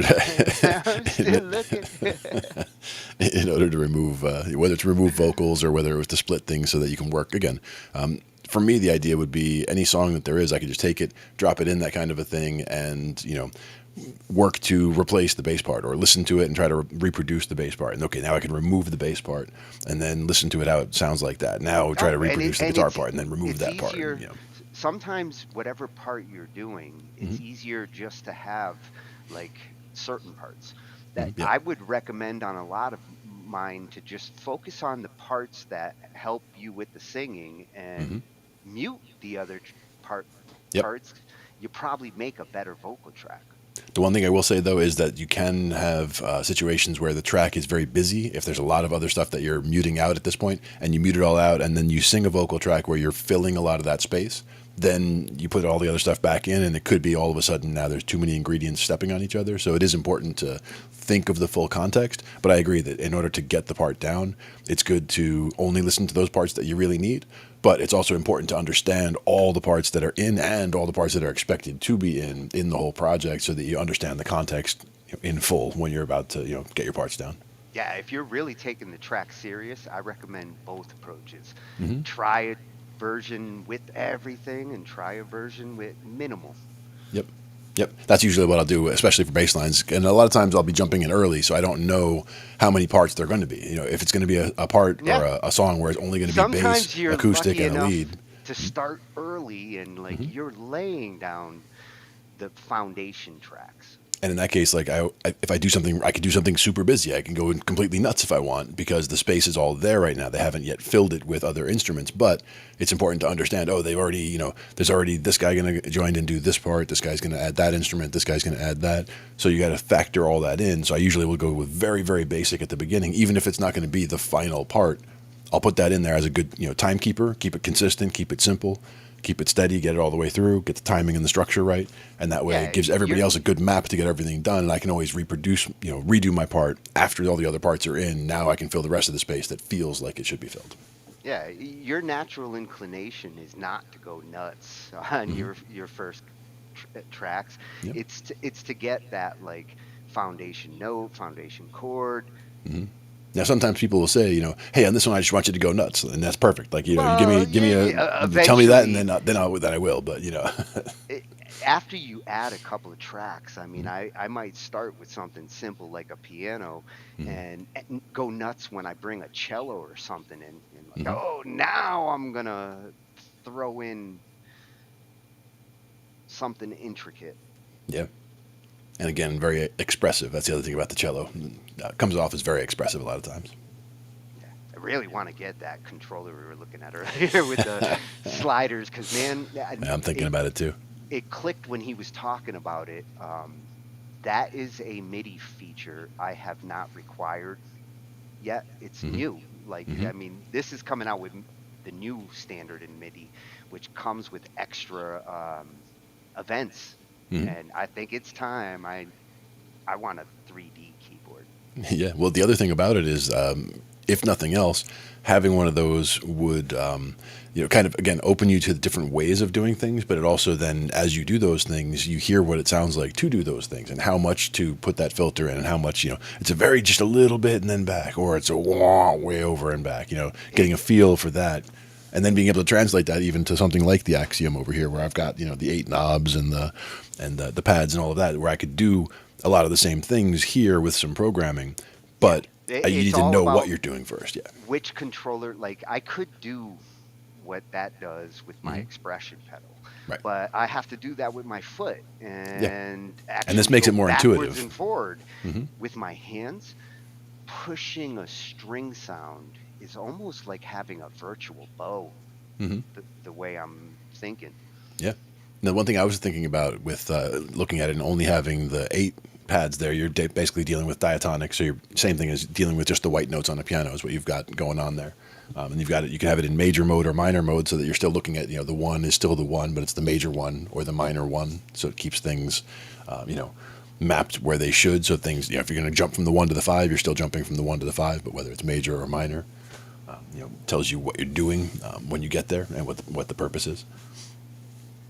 But holding complex chords seems like it would be interesting, though. That video convinced me I need this MIDI feature, and I need it now. The other thing I would be curious, though, is a variation on that. I don't know if there is such a thing, but seeing that. You saw that guitar They look like a guitar neck. Yeah, yeah. Like just a guitar. Yeah, that was the instrument one, I think they called that. Yeah. And basically, it did. Yeah, it was. I was thinking very much Guitar Hero, but not just the 4 buttons for the frets, but it's like along the neck, each place you could hit each fret. Like, again, 6-string guitar, let's say. So at each fret, there are 6 places you can press, and that would be those 6 notes, right? So it's 6 separate triggers, but it is still like one fret that you can just hit that fret. So that's what you were saying about being a drum pad, where you can just hit, everything that you're going to hit on the 4th fret is going to be a kick drum. Everything you're going to hit on the 5th fret is going to be, a snare, for example, to program it like that. It does look like it needs a body, though. Like, you can't just For that? be a guitar neck. Well, it depends also. If it's hanging on a strap, then, and you're basically, the one hand is the body part. I still want a body. Yeah. I've seen people who play a bass that really doesn't even have a full body, where it is just, they call it the rail, was the one where it was no headstock. So it was very short. It was good, like a travel bass, essentially, because there was no headstock. The body itself was just, 2, I think it was aluminum rails in the back. And the body itself, the whole body itself was only like maybe that big. So it was like no big, horns or any of that kind of thing. It was just, a brick, essentially. That was the base of all the strings. And the tuning was just small dials down at the bottom of the strings rather than up at the headstock. So it was a very sleek, minimalist design. And it sounded great when the guy played. It was one of my neighbors. He was in the jazz band that I was in high school, or the jazz class. You will stand out if you're playing that on stage. Mm-hmm. People are going to be looking like, what the hell is he playing? Yeah, yeah. And if you basically you held it up this way, then it looked like you're playing upright as well, and there's just no body at all. If I was a bassist, I'd want to be upright. Like, mm-hmm. They look like they had the most fun spinning the bass around. Yep. And I know that they have one that basically is the combination of the two things, where it's the instrument itself, the guts of the instrument itself are basically what you just saw with that instrument one there, where it is just basically the neck and then enough of a body to have pickups and be able to grab it. But at the bottom, it had a tripod that goes to the floor, so that you're playing it in the position that you would play it as if it had a whole body. So as if you're used to playing with a full body, you do that. But as far as carrying it, you don't have to. If you're taking the bus to get here, you don't have to bring that full, double bass with you. You just have to bring this very small, compact thing that telescopes down and tripods out. So Yeah, very slick. I'd rather be a drummer than an old school upright bassist, because even drums weren't as big and monstrous. I mean, even a tuba probably wouldn't be as bad to bring somewhere. I mean, tuba kind of sucks. I'm not saying it'd be easy, but would you rather bring a tuba somewhere or that big bass? I mean, just think how awkward that big bass is. It's not a tuba. That big double bass though, that's probably taller than me. I mean, I haven't really gone up to one and tried to play one. But if it's as big as I am, that would be awkward as hell to try to get even in and out of anywhere.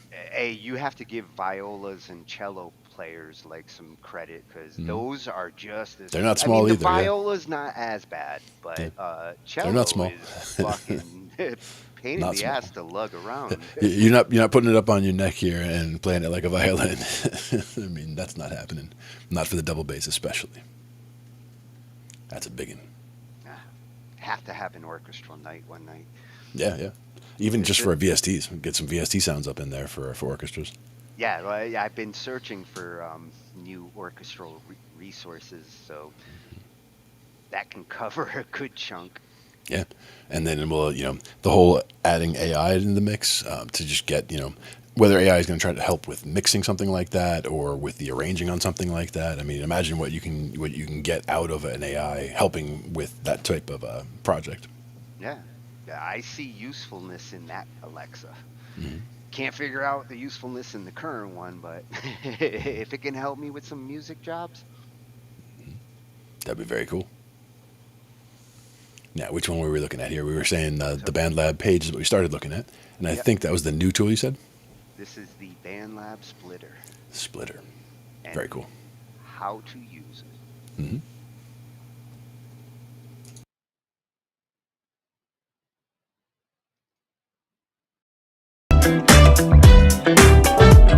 What's in it for me? Why don't you just let it be? Yeah.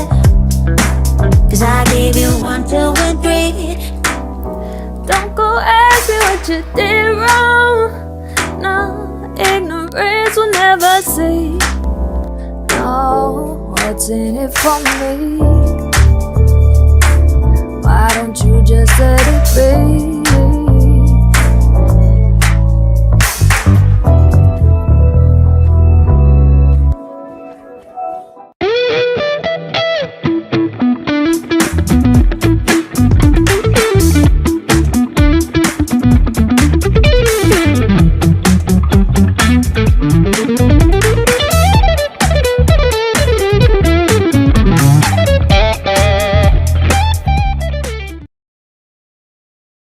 What's going on, everybody? My name is Tejo, and I'm here today with BandLab to tell you all about a brand new, completely free tool added to BandLab called Splitter. Splitter is an AI-powered source separation tool that allows you to separate your audio into separate tracks: vocals, drums, bass, and others, all from your phone, and it's super easy.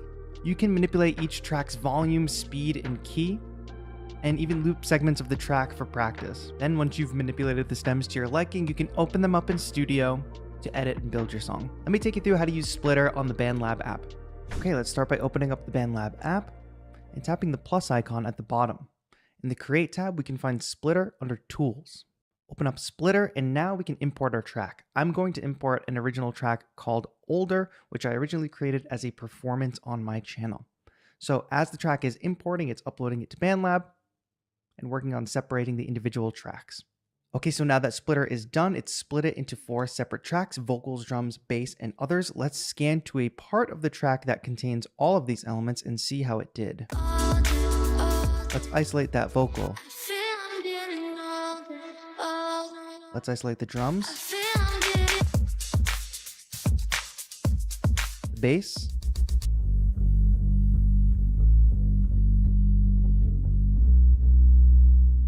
and the others, which will contain a lot of the synths and other melodic instruments.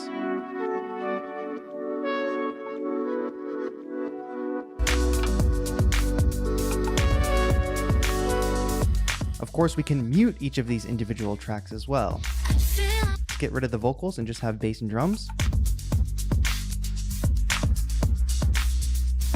Let's get rid of the drums and just have others. You can still hear the sidechain though.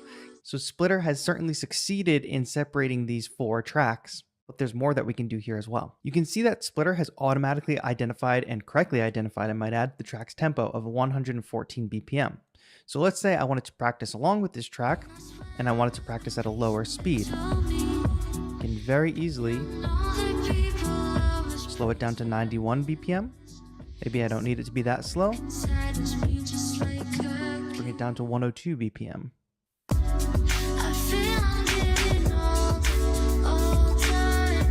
Okay, that's going to be really handy for things like rhythmic practicing and things like that. But what if I was going to bring another singer onto the track and this song was actually out of range or just in a weird key for them? Well, Splitter has also correctly identified that this track is in D major. Let me go ahead and listen back. Let's bring the BPM back up to 114. And let's go ahead and listen back to this track, but 2 semitones higher in E major. So we've maintained the original tempo, but we've gone 2 semitones higher. Now let's try bringing it down 2 semitones.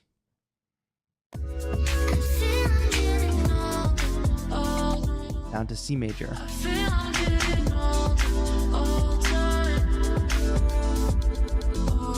And when it's time to bring in another vocalist on this song to sing over this instrumental potentially, I can just mute the vocals.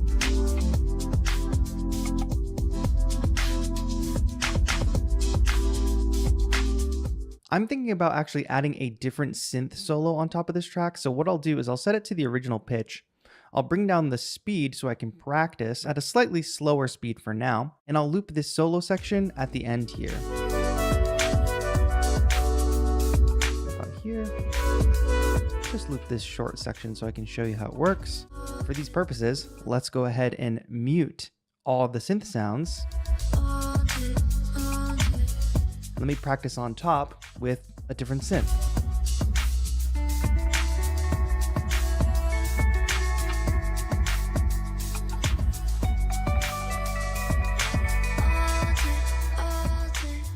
Finally, when you're happy with your stems and your takes, you can open up Splitter directly in Studio, BandLab's DAW, which will allow you to further manipulate the stems, add effects, or create an entirely new track. Alright, what did you think about Splitter? Let us know in the comments down below. And remember that BandLab is completely free. Use the link in the description to download the app today. And you can even try out this free new feature, Splitter. That's going to be it for now. My name is Tedro here with BandLab. Have a good one.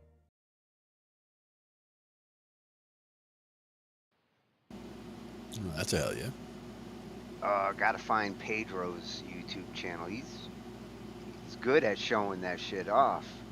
Oh yeah. It won't put me on. Glenn, I'm stuck. You're stuck here. I can fix it. There. Oh yeah, I thought I had it. There. Now I put you in the corner. I put you in there, in that corner. I'm in timeout. I say, hey, what are you doing over there? Well, that was how to use this new splitter tool, dude. That's a great upgrade. Like, yeah, I was saying we've seen people who have utilities that are websites that they go to that they can get those same things from, but having it built in like that is a huge world of difference. And I have a number of tracks where I already have projects in BandLab with a full track in there, where if I can just do that split on it, that would make a world of difference to again, just replace part by part. And usually I would start with the bass and the drums anyway. So like having those as two of the parts, being able to mute the vocals out while you're fixing that, getting those locked in, and then you just build around that for sure. Yeah, that's great, not just for getting practice tracks that you want to cover a song. If you have like somebody who doesn't have split tracks of what they have, and you need, like, I need to split those tracks. The way the AI is doing it, in the old days they would split those from like panning, mixing. Yep. Like that's how they would get the vocals, because the vocals would go up the center. What the AI is doing now and capturing those frequencies, you heard how clean that bass solo track was. I mean, there was a little bit of what he said, side chain noise, but on the other, yeah. And also with the vocal, there's that little bit of whoosh sometimes. Bit, like if someone was trying to mask, like if someone was trying to pass something off as if they didn't do that, you could hear that in there a little bit sometimes. Like there's enough to detect it. But if there's backing vocals, you get the total eclipse of the heart type of songs where you have layers of vocals going. As it's trying to extract lead vocals and backing vocals, is going to be a much more complicated beast. I imagine a lot of delay and reverb is going to mess with it all from any sources, yeah. But it's going to be interesting to see what people do with this. I saw a lot of practical uses. Definitely, I would use it a lot for that kind of stuff. Breaking stuff apart, just to even again to be able to just take the bass part out, focus on it, isolate it, listen to it, and get it down, and replace it with my own part, and then build from there. Yeah. As far as upgrades go, this is one of the coolest ones you've done in the last year, and definitely the coolest 2023 upgrade I've seen yet. And adjusting for the for a singer is also a key thing, because we do that in rehearsal a lot of times also, where for me on bass and for the guitar player, we don't care. So if we're going to play it in E, or we're going to play it in F, or we're going to play it in G, I don't care. Like for me, I just slide up another fret and do the same pattern that I always do. Sometimes I have to be mindful of how low I get, but since I usually play on the 5-string, I don't usually have to worry about it, because I can get all the way down to that low B. Somebody says, "Oh, but I play an E flat," so people are like, "Oh, we have to retune everybody." No, I don't have to retune to play an E flat. I just play at the 4th fret. And you saw how easy it was for him to just transpose that way and always retain the original. He could always go back, which kudos.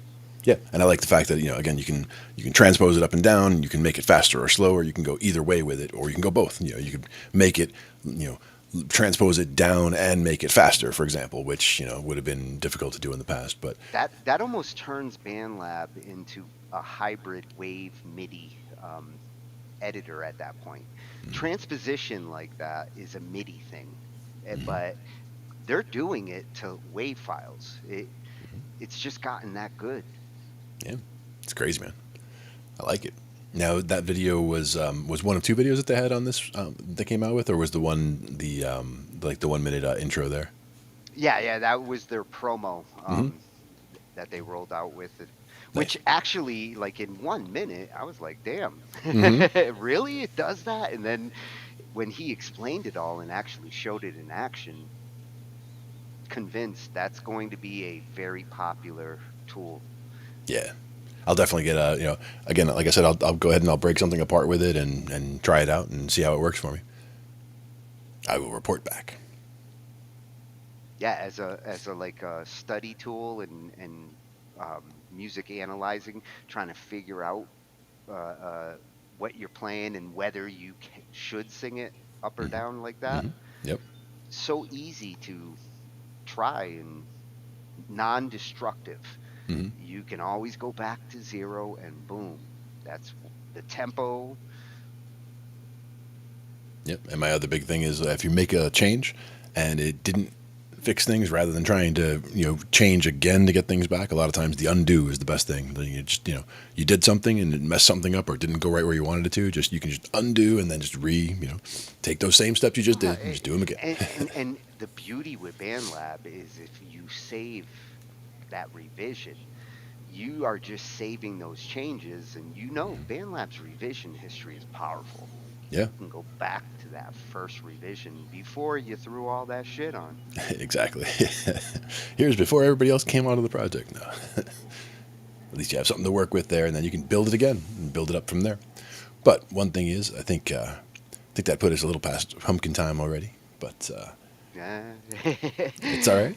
We're rebels. Yeah. We stretched that a little bit extra sometimes. I think we got to everything that we had lined up, or did we miss anything? Tell me that was not a good, informative night on perfect pitch. Oh, yeah, definitely. The importance of relative pitch. Like, I learned a shitload. Yep. Now, everybody, what is this? A flat. Stop fucking with me. I told you I can't identify it. Not you. I said everybody. That was for everybody. That was for everybody out there. So everybody who heard that and went, A flat. They're the 1 in 10,000s, right? I will phone a friend. I can't name it either. I mean, I know it was a note that I hit, and I still, you know, it's like, which one is that? Oh yeah, A flat. But yeah, good stuff. Appreciate you grabbing all that together. We're gonna keep working on the recognize. Recognize will be a reoccurring theme. Definitely. And in the meantime, everybody, you know, you got to talk some shh. You know where to go. Say it quietly. You go here. Yeah. At this time of night, you got to say it quietly. That's why it's shh. In the library. Good night, everyone. Good night.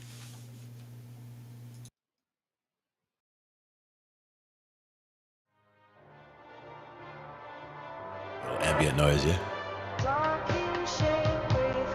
So now you're grabbing some BandLab clips.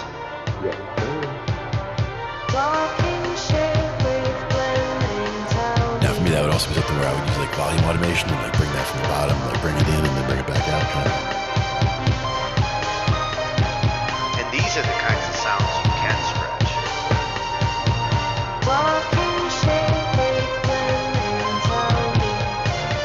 With this AI, like stretching it actually can be cool.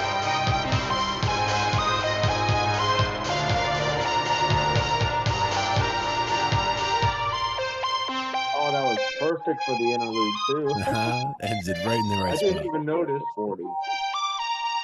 I